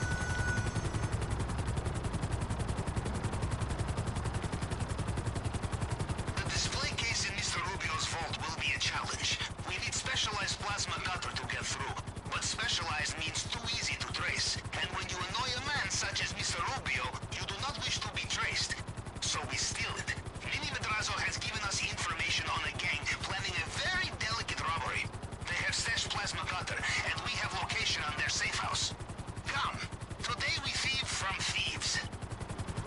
So this mission can potentially be a bit combat heavy,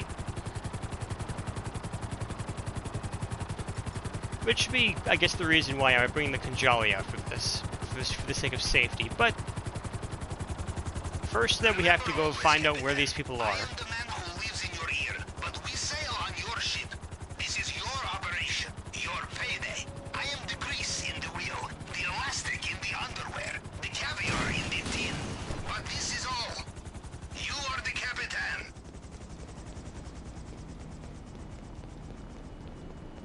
And yeah, that camera up there does absolutely nothing. Nice decorative camera.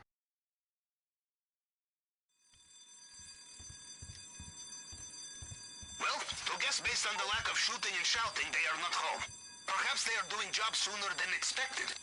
Is there anything there that can help us find? You just need a picture of the planning board here. To cross-reference. Send me a photograph. And this one can be on either somewhere in Rockford Hills or a Del Perro. So let's see where it brings me. Perfect. Now give me a moment. Got them. Sending you coordinates now. Okay, Rockford Hills. Yeah, this is the one I tend to get Rockford Hills more often than Del Perro. And it's a bit of a good thing, because Del Perro is a bit trickier, because while the one at Rockford Hills puts you down an alleyway that you can access from both sides, Del Perro's a dead end, and you can get boxed in potentially if you aren't careful. But I'm going to be doing this a bit more aggressively than I normally would.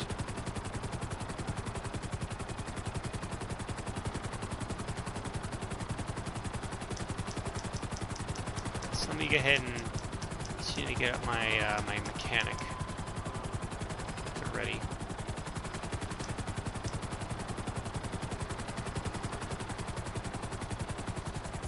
Alrighty. So I don't want to land like right on top of these guys because I want to make sure that the Kanjali spawns in.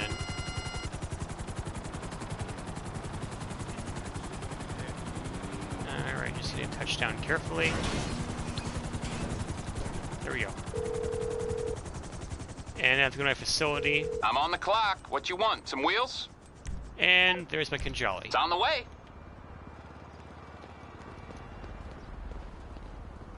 And it spawns right behind me. Okay. So yeah, this here is the Kanjali.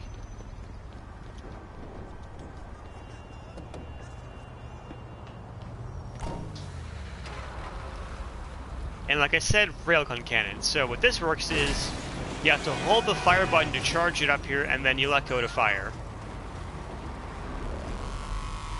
Also, the charge sound is a little bit cathartic. I'm not gonna lie, I really like how it sounds.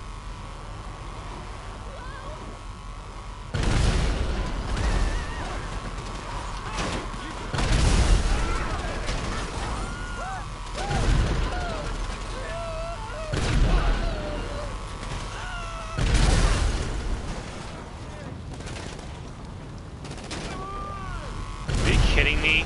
Do you see what I'm equipped with?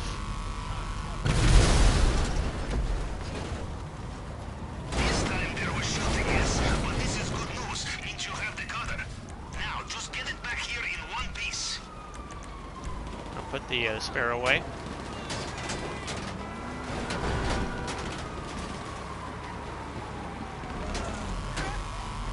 Are these people serious? Do you not see the railgun tank that is shooting at you?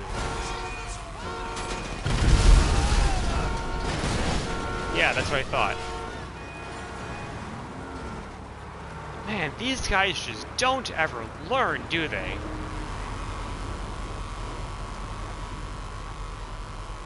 You know what? You too. Get out of my face.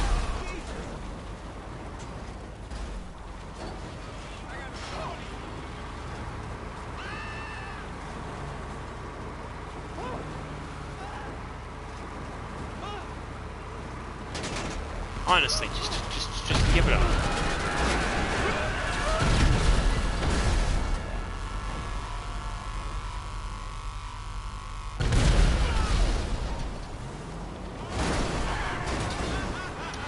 And what's also cool about the Kanjali is, you know, if you're trying to not blow anybody up, you know, with the sheer weight here, the Kanjali is considered a lightweight tank here, so you actually can run over cars and they won't be destroyed.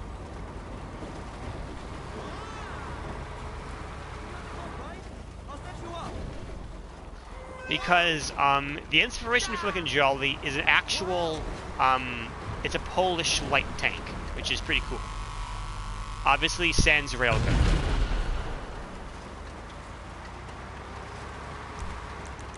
It is based off, I believe it's called the PLO2, I'm going to say is the name of the real-life tank.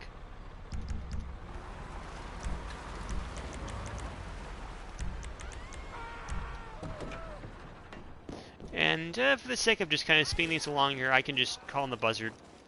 Because I won't really need this for any other missions, because I do have the Sparrow.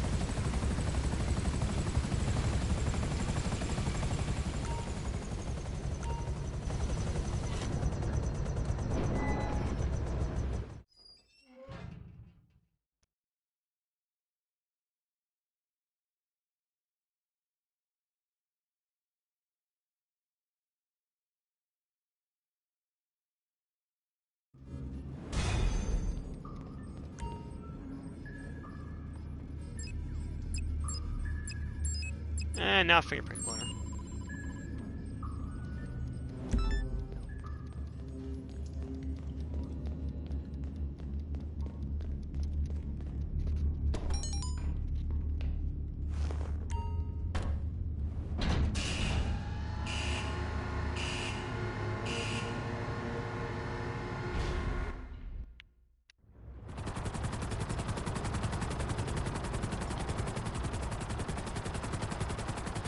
So, first the bad news. Mr. Rubio's fingerprint scanner cannot be hacked by any ordinary tool. Good news, there is a fail-safe tool, which can reconstruct Mr. Rubio's fingerprint in case of emergency. This is our only chance to hack inside. More bad news. This is being held by his head of cybersecurity in his archives, and we don't know where they are. Only that they are on the mainland. So first things first, we find them. Go to the GPS location I sent you.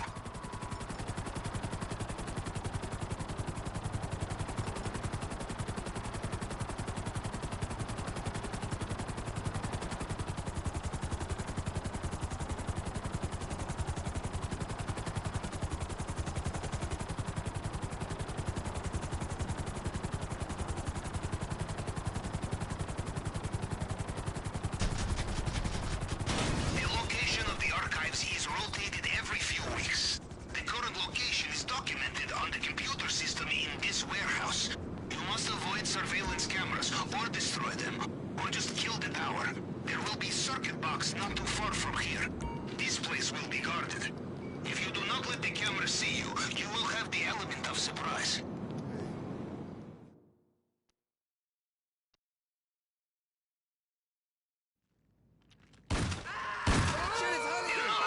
Mr. Rubio's head of cybersecurity is a busy job.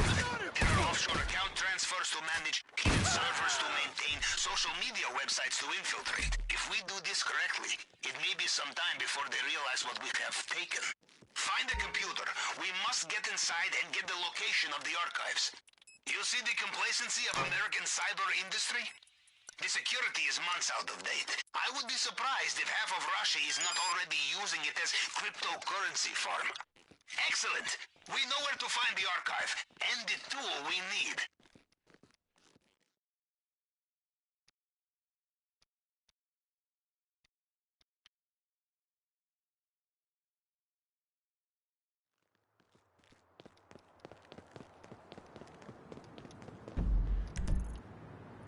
Although it's in the same location as last time, which is a bit boring, but that's okay.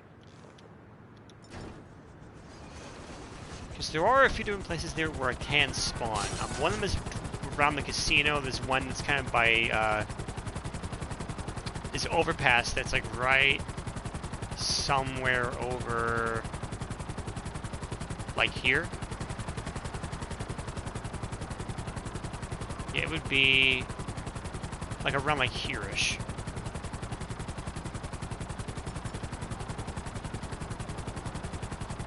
But of course, I get the one at Del Perro Pier again.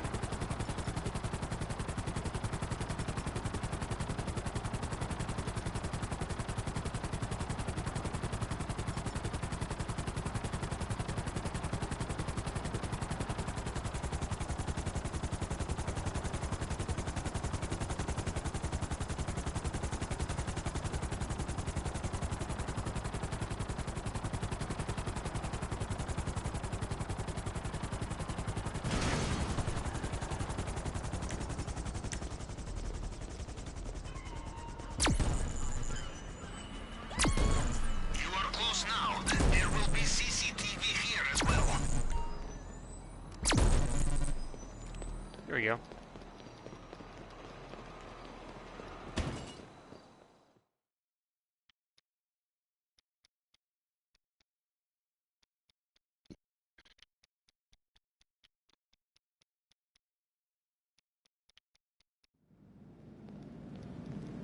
The fail-safe tool will be small card with circuit board and antennae.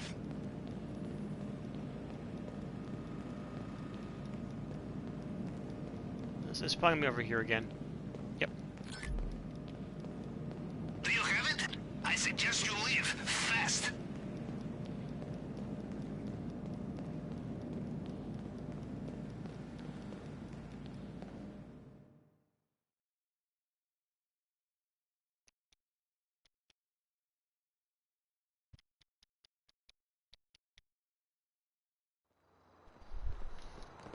Did someone say fire? Yep. There's... Yeah, well, I can tell you this much though, Fred. Also, welcome to the stream. You sort of just missed a part here where I brought a railgun tank and blew the shit out of everybody that was available. So yeah, there was plenty of fire to go around for everybody. In our line of work, it pays to look ahead, Captain. To think of how we cover our tracks. And the most important Excellent, I way will approve. be to destroy So all do I. vehicles, weapons, and equipment once we are finished.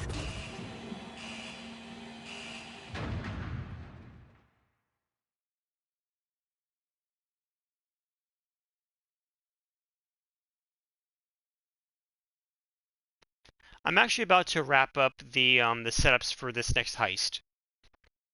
I've already done a couple of them already. So this will be the third one I've completed here, and I only have to do 5 of these, so 2 more to go.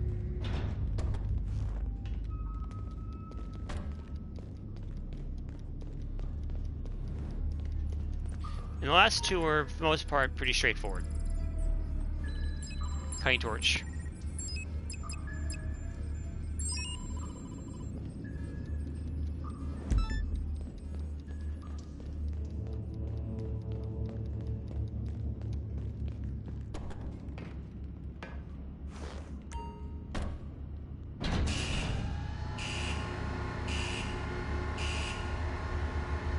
So let's see where I have to go for this mission.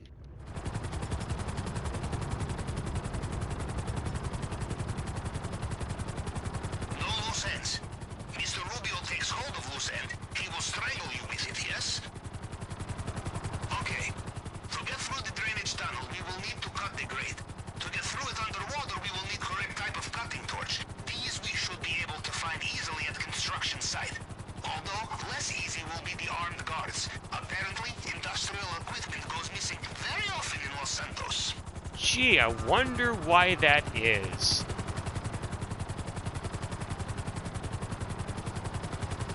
What's actually cool here is that I get to go to this site, because this one's a bit different here, because normally if you don't have access to a helicopter like this, you would actually have to use like elevators to get to the highest point here, but I have no need to do that, so which is cool beans. And I can just kind of just get to missiling everybody here. Or perhaps you practice art of disguise.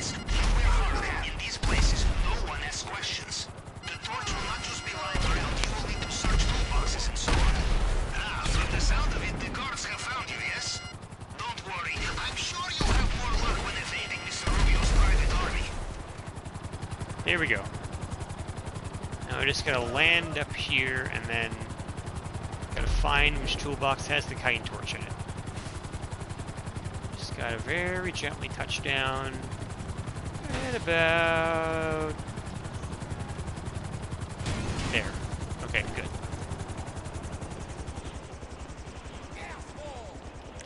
Oh, there's a straggler.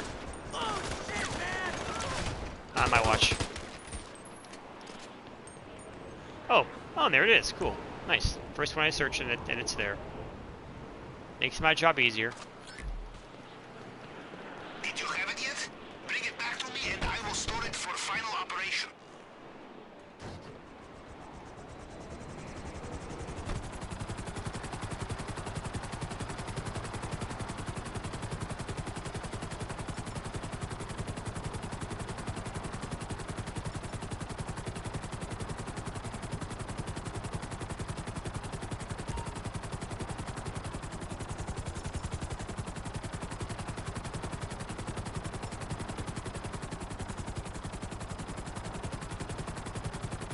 Ours is a strange business, Captain. We work so hard to get new weapons, vehicles, equipment, and then afterwards we destroy it all. The only way to be safe, not sorry, yes? We leave behind a single piece of the jigsaw. Mr. Rubio will finish it.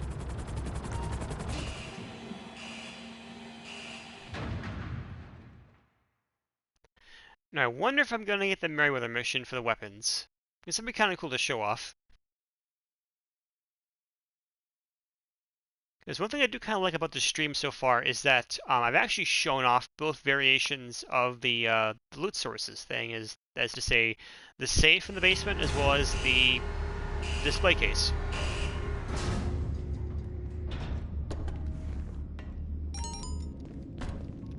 Lester, I don't care. I've already done the casino heist more times than I can count. I have no need for you. You are old news. Welcome back, Capitan. That was a master class in clandestine reconnaissance. And you have a tan, too, no? Now do business. Come over to Buy the suppressors, screen and I because will stealth. give you the door. And let's see where I have to go. Okay, so this is another office mission, but this is the one that I'm not crazy about because this is the mission where, unless you use a very small helicopter, you cannot land it on the roof because, unfortunately, this building has a roof that is too deep and too narrow for this helicopter. So I'm gonna have to go in the old-fashioned way, but nothing to worry about.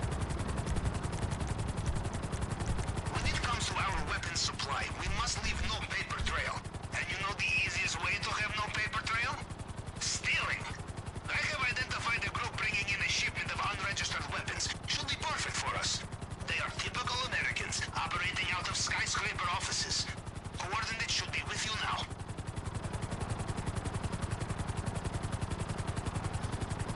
Yeah, it's that one up there that has, like, the lining on the roof. Because, yeah, I'm going to show you in a second here. You are approaching the Let's coordinates see. now. You can go in through front door, but roof entry may also be possible. Expect a hard fight when you are inside.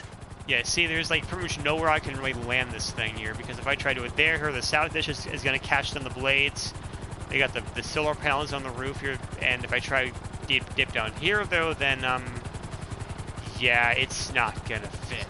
I'm going to 100% crash and burn and die a horrible fiery death, which I do not want. So instead, I'm just gonna have to go down from the ground level.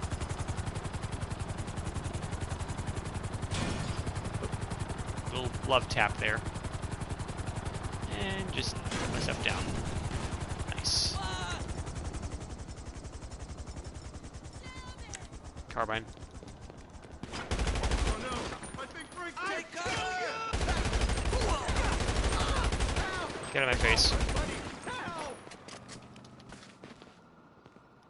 What's my name, bitch? Her name will be dead in just a few seconds. You piece of shit!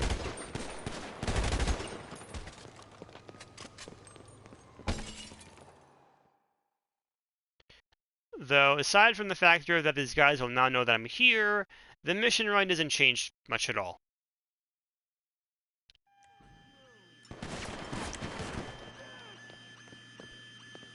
Okay, this shipment will separate from their regular weapons.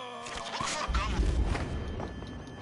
It's also really cool how once you activate the rampage with the stone hatchet, you also get a full heal.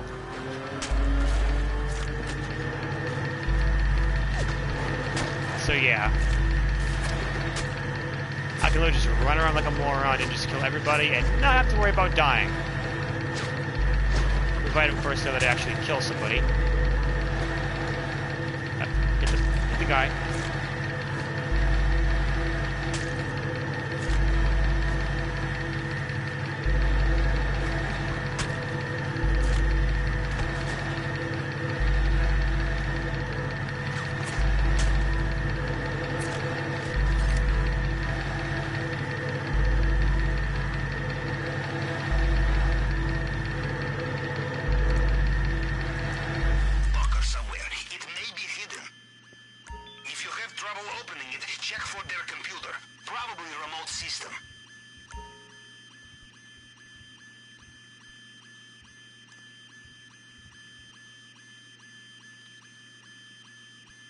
Let's see here, so it's 3:15, so that one is... There it is. Can you open the locker now? I most certainly can.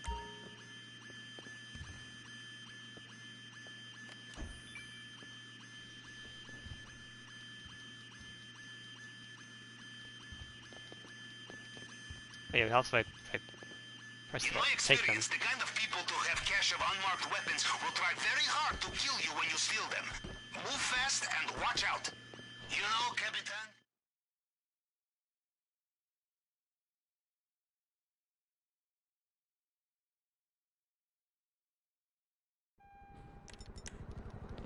Let me tell you, my late 20s were a turbulent time for this reason. I learned my lesson. Nothing personal, nothing with receipts, nothing with history. Everything new, everything clean. And once I get this back to my submarine, then that's all the preps. And I can begin the finale.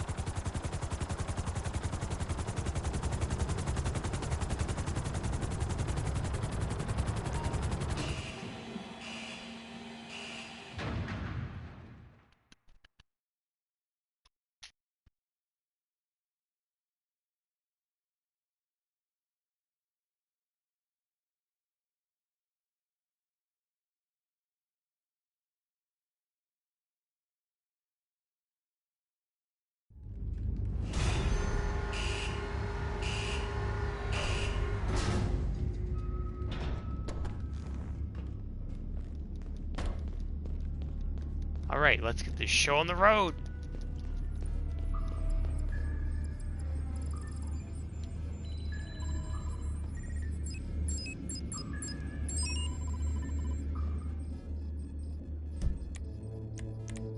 Nope, I'm on first person mode. That would be annoying, actually.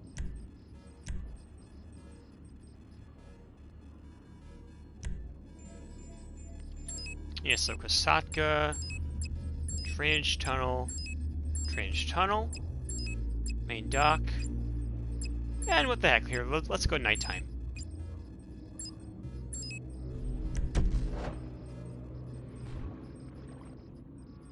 Second verse, relatively the same as the first, with some key differences.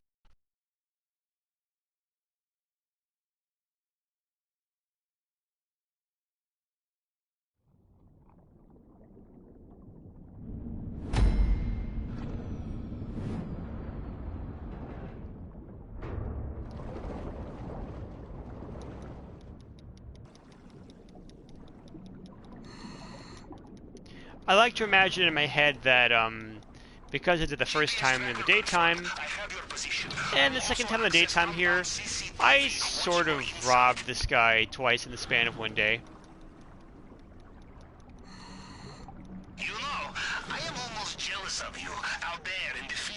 once again, but then I think of the drainage pipe you're about to swim through, and I am not so jealous. The entrance is right up ahead.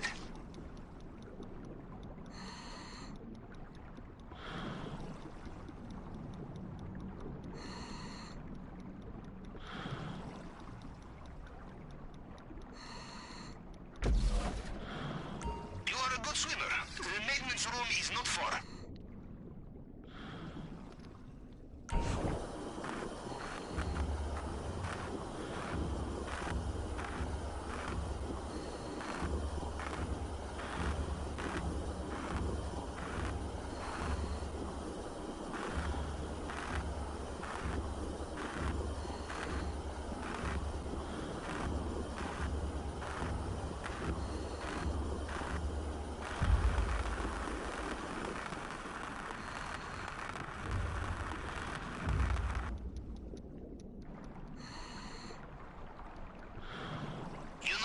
I once knew an admiral who said that swimming through an undersea pipeline was closest.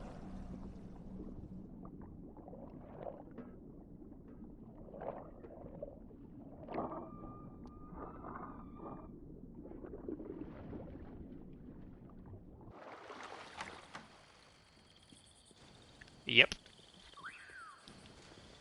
So I have a nice, a really kind of cool nighttime view of the island.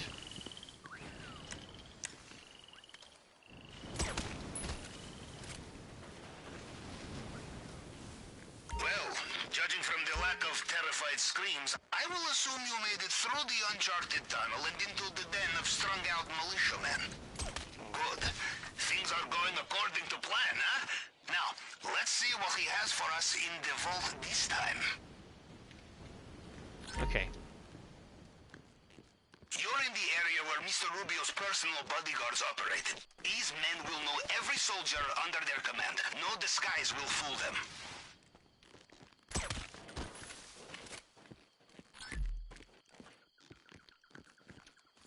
Just get my bed for this one guy to move into place here before I promptly shoot him in the head. Okay, here he goes. He's moving.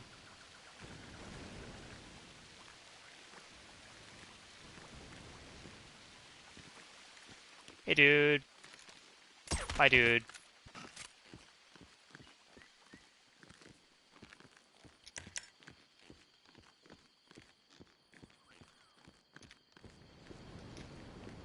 And boop.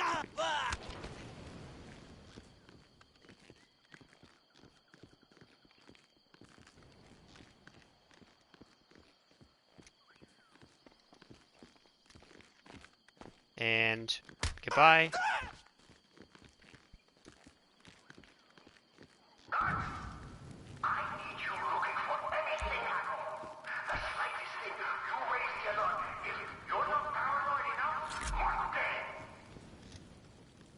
Good thinking. Always check the safe.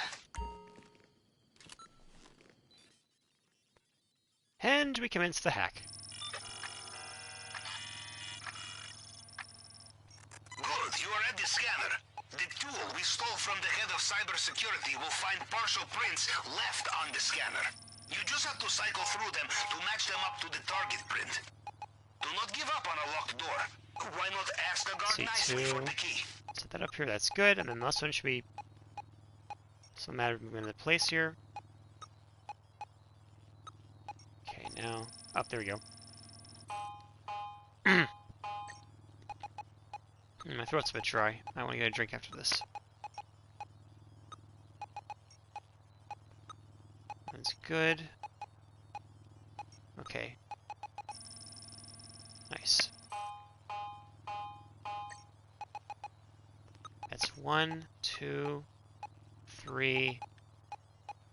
Okay, it's good. Okay, last one's in place here, so that's nice. Finished.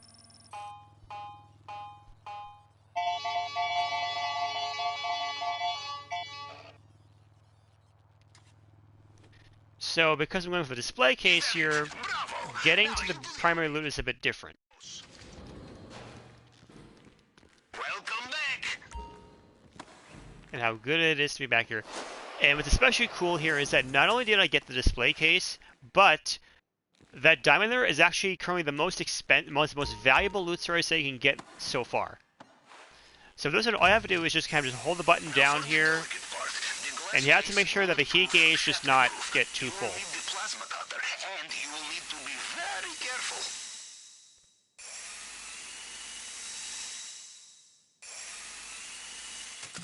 And there we go. That's all there is to it.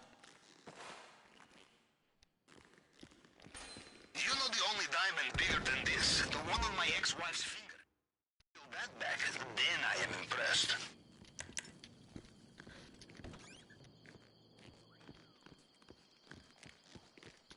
It looks like they have sealed off the drainage pipe you used to get in here. You will have to find another way out. Now the only thing is I don't have the gate keys here, but I can always. But it's actually pretty easy to improvise another way out. Heads up, fresh guards inbound. Only real difference here is instead of going out that way, I have to go this way instead. You can just jump down here and then here you go. Just because you are fleeing the crime scene of the century does not mean there is no time for opportunistic theft, yes? You like it, you take it.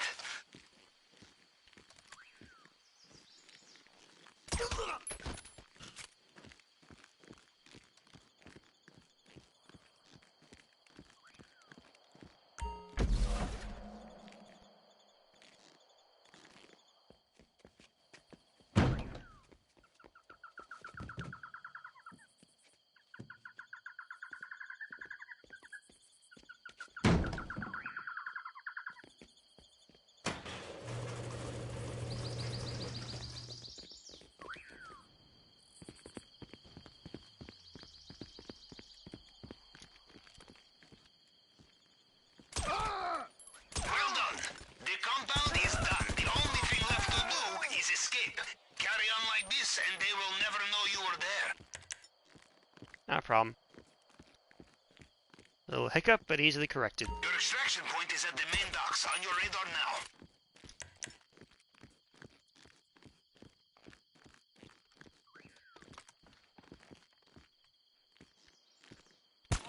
Imbecile! Fucking incompetence. Lock the exit, block the road. No one gets in or out until this cocksucker thief is dead. It seems Mr. Rubio has woken up into his nightmare. All over again. Yeah, except that guess what? Hey Rubio, you guys aren't gonna block anything. You tell them to do that here, but they don't really care. Alright. Warning! Looks like Mr. Rubio is getting back in his helicopter, just like last time.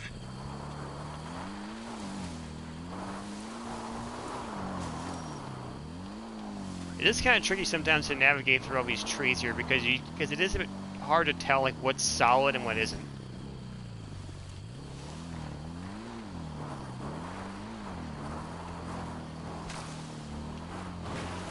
But not much problem.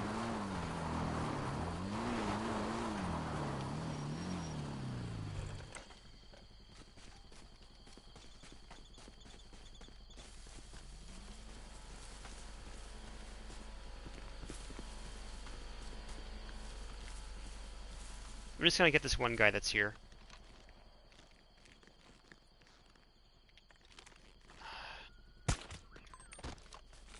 Sometimes it's a little hard to see their heads when it's at nighttime, but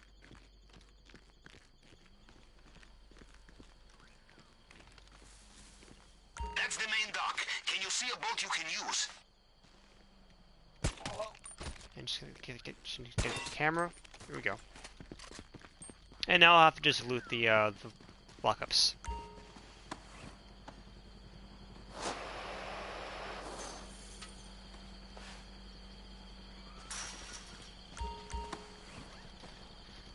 Get all the stuff.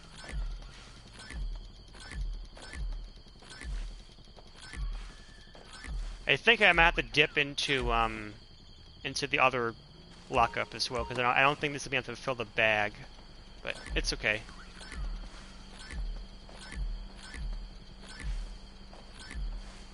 It pays to be selective with your looting. Yeah, If it is almost. too heavy, it will slow But you not quite. down, perhaps too much.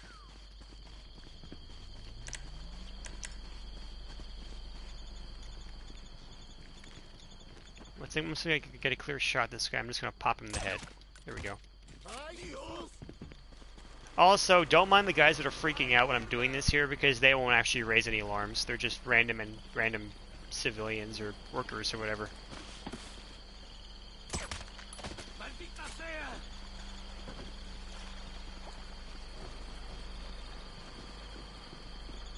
Okay, so this part's gonna be a little bit trickier because I don't know if I really can see where their heads are, but yeah, maybe if I like do this here, then. Their attack boats mobilized along the coast.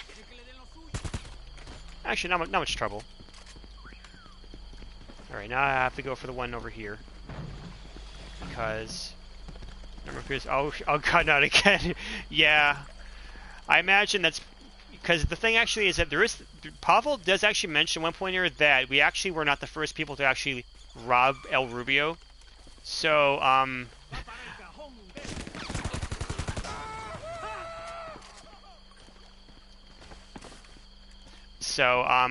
I wonder if these guys are actually kind of used to people just coming out of nowhere and then just, like, robbing this guy and just shooting all these people. I imagine, though, if you want to be one of the workers here on El Rubio's personal militarized island, you'd have to be you'd have to have a certain amount of mental fortitude to not be scared shitless. But actually, but then again, I guess they kind of are scared shitless anyway, but whatever.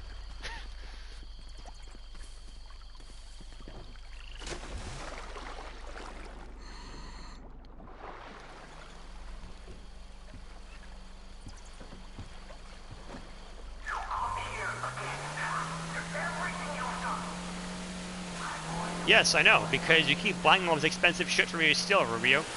Is that my fault?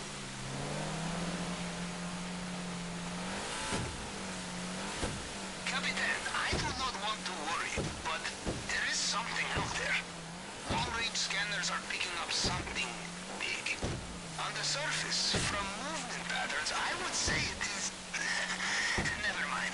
It is an old friend of mine. Now, that believe is supposed to be referencing a sort of Loch Ness Monster Easter egg, which is cool. I have never actually seen it, and I'm not sure where exactly it would be, but it's a thing.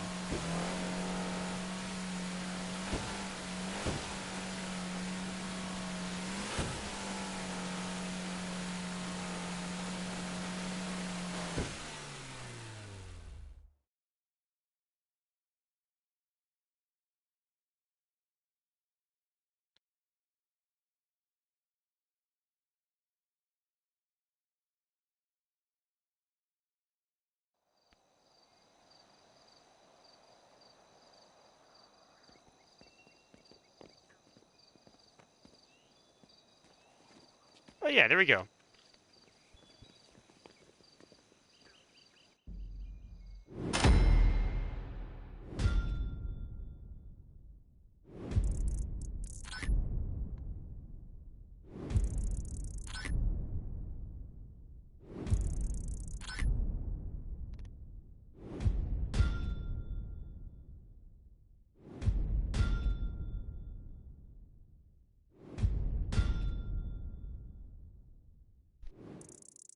Basically $1.8 million. Nice. It's a pretty good chunk of change.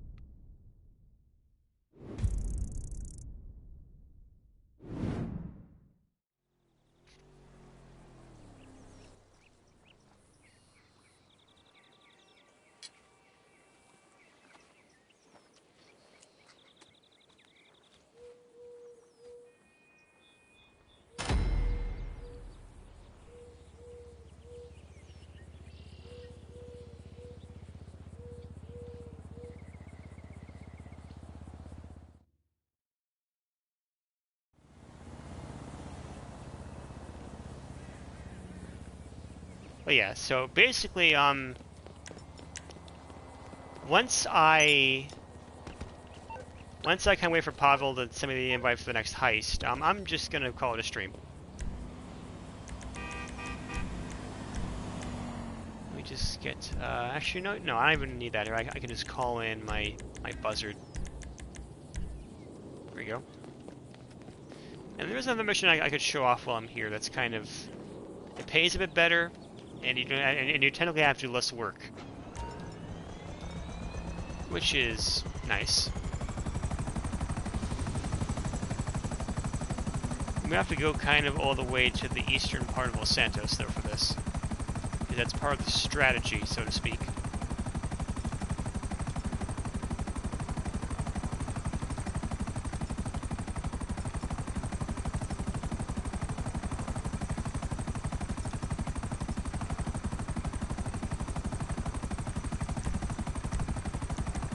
And it's called Fortified.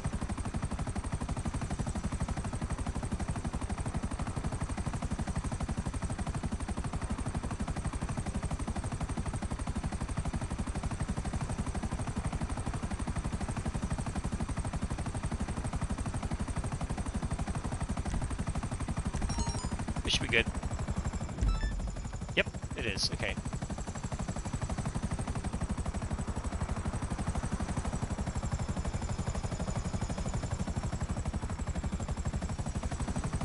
Yeah, so at this mission here, you normally have to be you normally have to like fend off like waves of like NPCs that just keep infinitely spawning and like helicopters and whatnot, and other players if you're in a public session here. But there is a bit of a strategy that I learned makes this mission pathetically easy to do.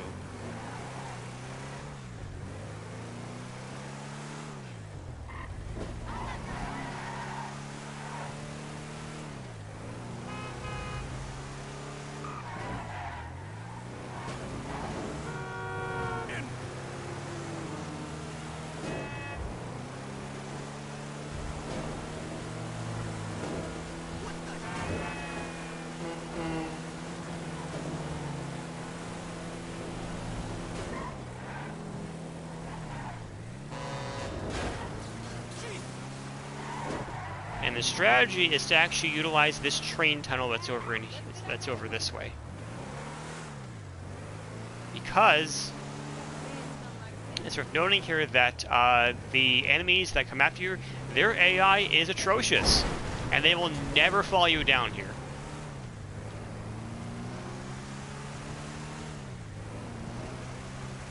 Meaning that what you could literally do is you can just kind of go in this tunnel. And not to worry about getting hit by anything here because I'm basically going in the same direction as the train would go. So, there is that. But yeah, so just kind of go here. I might want to turn around a bit, just just to kind of about face here because so that way I can leave. And just kind of drive straight and not have to worry about anything. But yes, at this point here, I can just kind of just chill and wait for it. 8.5 minutes. Which actually, while I'm waiting here, I can tell a bit of a funny story here. So, my old crew, there was actually a time when I was doing this exact mission with them, with like one other guy. But then what happened was, he brought his Kanjali along with him, and I was in a public session, and there were like, I think it was like 3 guys that were kind of trying to come after me. I noticed on my mini-map they were all swarming around me like a bunch of angry wasps. But they spent several minutes trying to figure out why the hell they couldn't find me. And I was like, are these people absolutely serious? Like, these people wasted legitimately at least 5 whole minutes of their time trying to figure out where the actual heck I was. But then eventually what happens is, one of the guys eventually wises up and he's like, oh, hey, gee, I wonder if they're in the tunnel. So then this guy goes in from the complete other end of the tunnel and he has to go the long way around here. And the first thing he sees when he goes into this point is my friend with the Kanjali. The railgun is charged up here and he just fires. And the guy just gets blown to smithereens. And the first thing I see, like 5 seconds later, is a text from him in game just going, bruh. It was just so amusing. It was so freaking amusing. And it's a testament to how sometimes these people can be so thick in the head.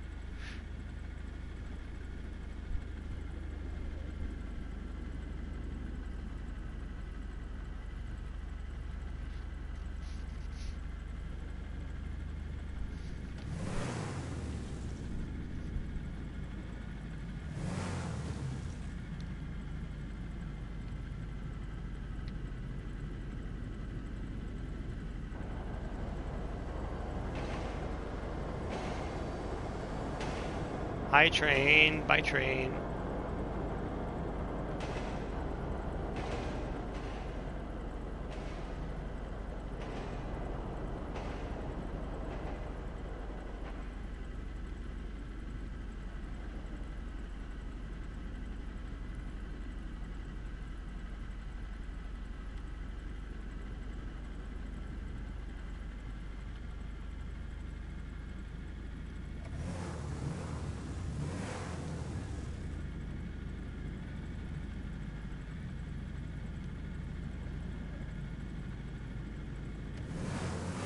So yeah, basically this is the mission.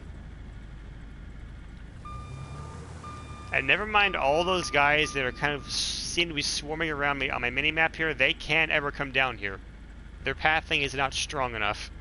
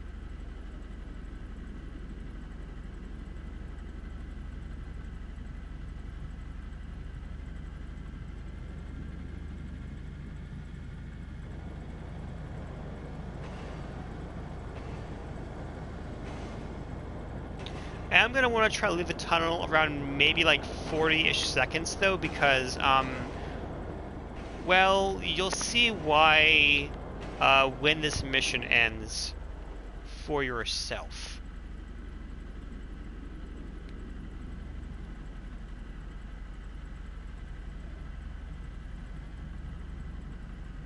Nice Apocalypse RV, yeah. Actually, funnily enough here, the Boxville is supposed to be like a mail truck, but for whatever reason, yeah, they make it into a freaking apocalypse vehicle. You know, because it's got like the cow catcher in the front. It's got a freaking 50 cal MG on top here. It's got all this armor. It's got these like bulletproof wheels. Like, let me see if I can show this.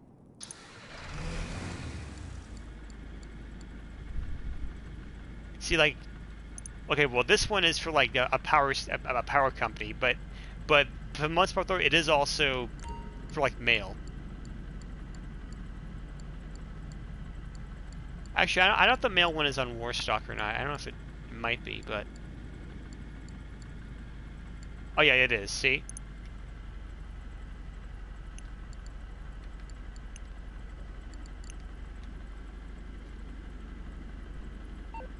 Do you find it a bit funny though how like and after the casino heist? Yeah, I know. It's funny I like casino heist here how you technically do have two vehicles that are just called Boxville, even if they do look different. They do get the exact same name. You would think they would call one like maintenance Boxville or something, but nope.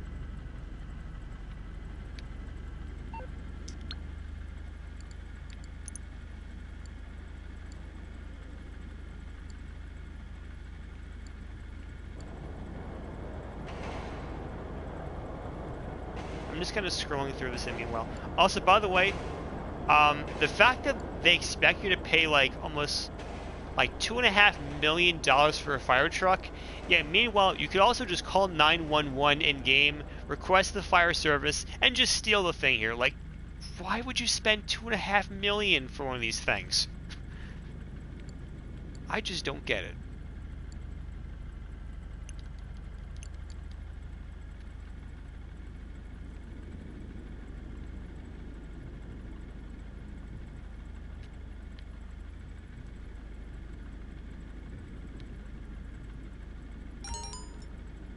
And yeah, so there's a notification that I can begin the next heist, but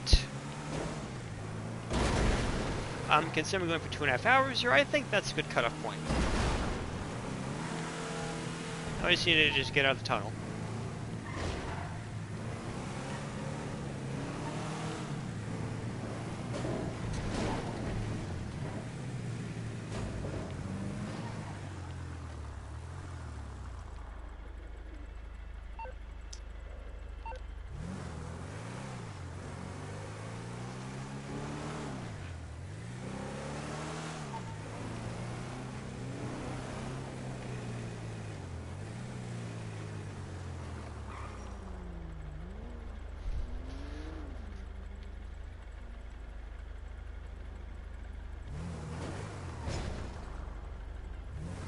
Because, yeah, once that timer runs out,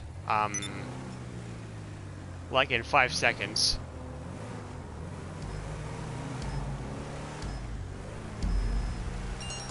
this thing is going to self-destruct in 3 seconds. So yeah, you basically have to just get the heck out of here, otherwise you'll get blown to smithereens. But yeah.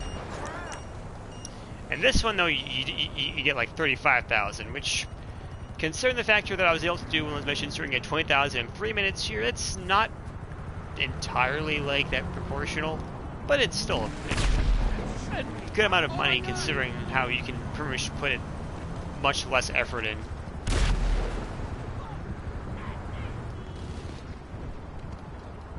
And those guys should go away, yeah, because the mission's over.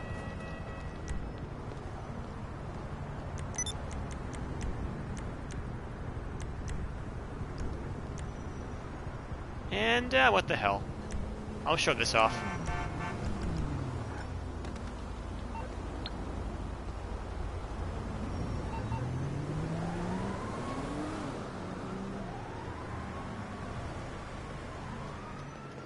Yeah, so this is the Oppressor Mark II. Oh, it's okay, Fred, don't worry about it. Yeah, so this here is the Mark II. In the hands of most GTA players here, this is one of the single scummiest things in the game. But in the hands of someone like me here that really doesn't go after other players, it's a pretty handy, it's a nifty little gadget.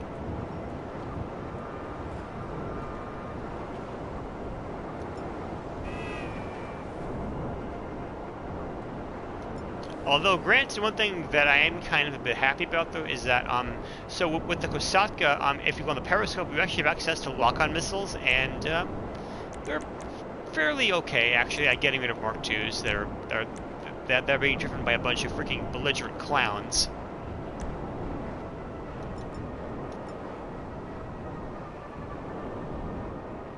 I cannot begin to tell you how many times I killed the damn Mark II. Exactly. See, Fred agrees with me. This thing is obnoxious. But the Rockstar isn't everyone. I mean, I do know some people that are not like that, but the majority of people that do have one, though, do act like that. I will say that much. Case in point, someone else that I play with, actually, they don't use this thing for griefing.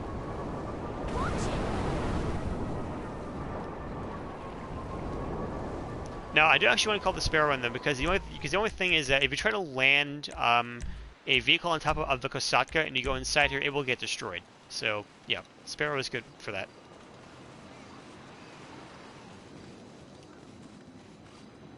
Should also bank my money while I'm here.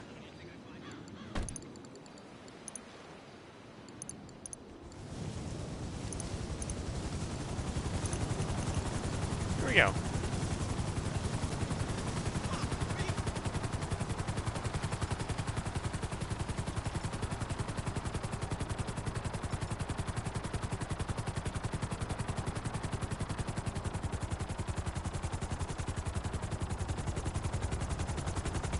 What's also nice, actually, is that mission I just did will also kind of cover the cost of getting the next heist started.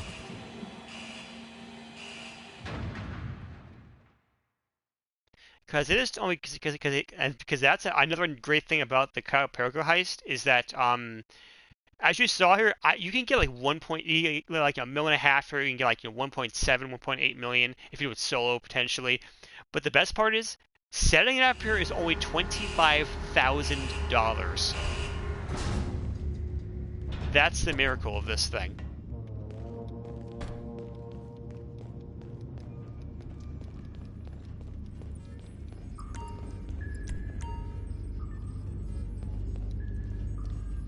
Alright. This has actually been a very good stream, I'm not gonna lie. It's good to be back in the swing of things again. Capitan, what do you Or at the very least, you know, it's been good to have a stream, because I don't really stream very often at all. It's only really when I kind of feel like streaming that I do it. But thank you everybody for attending this stream here, because you know it's been fun, and it's been good to talk to people again.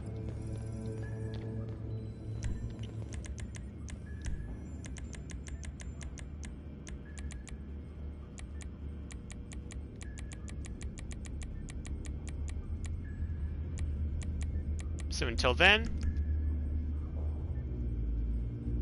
see ya.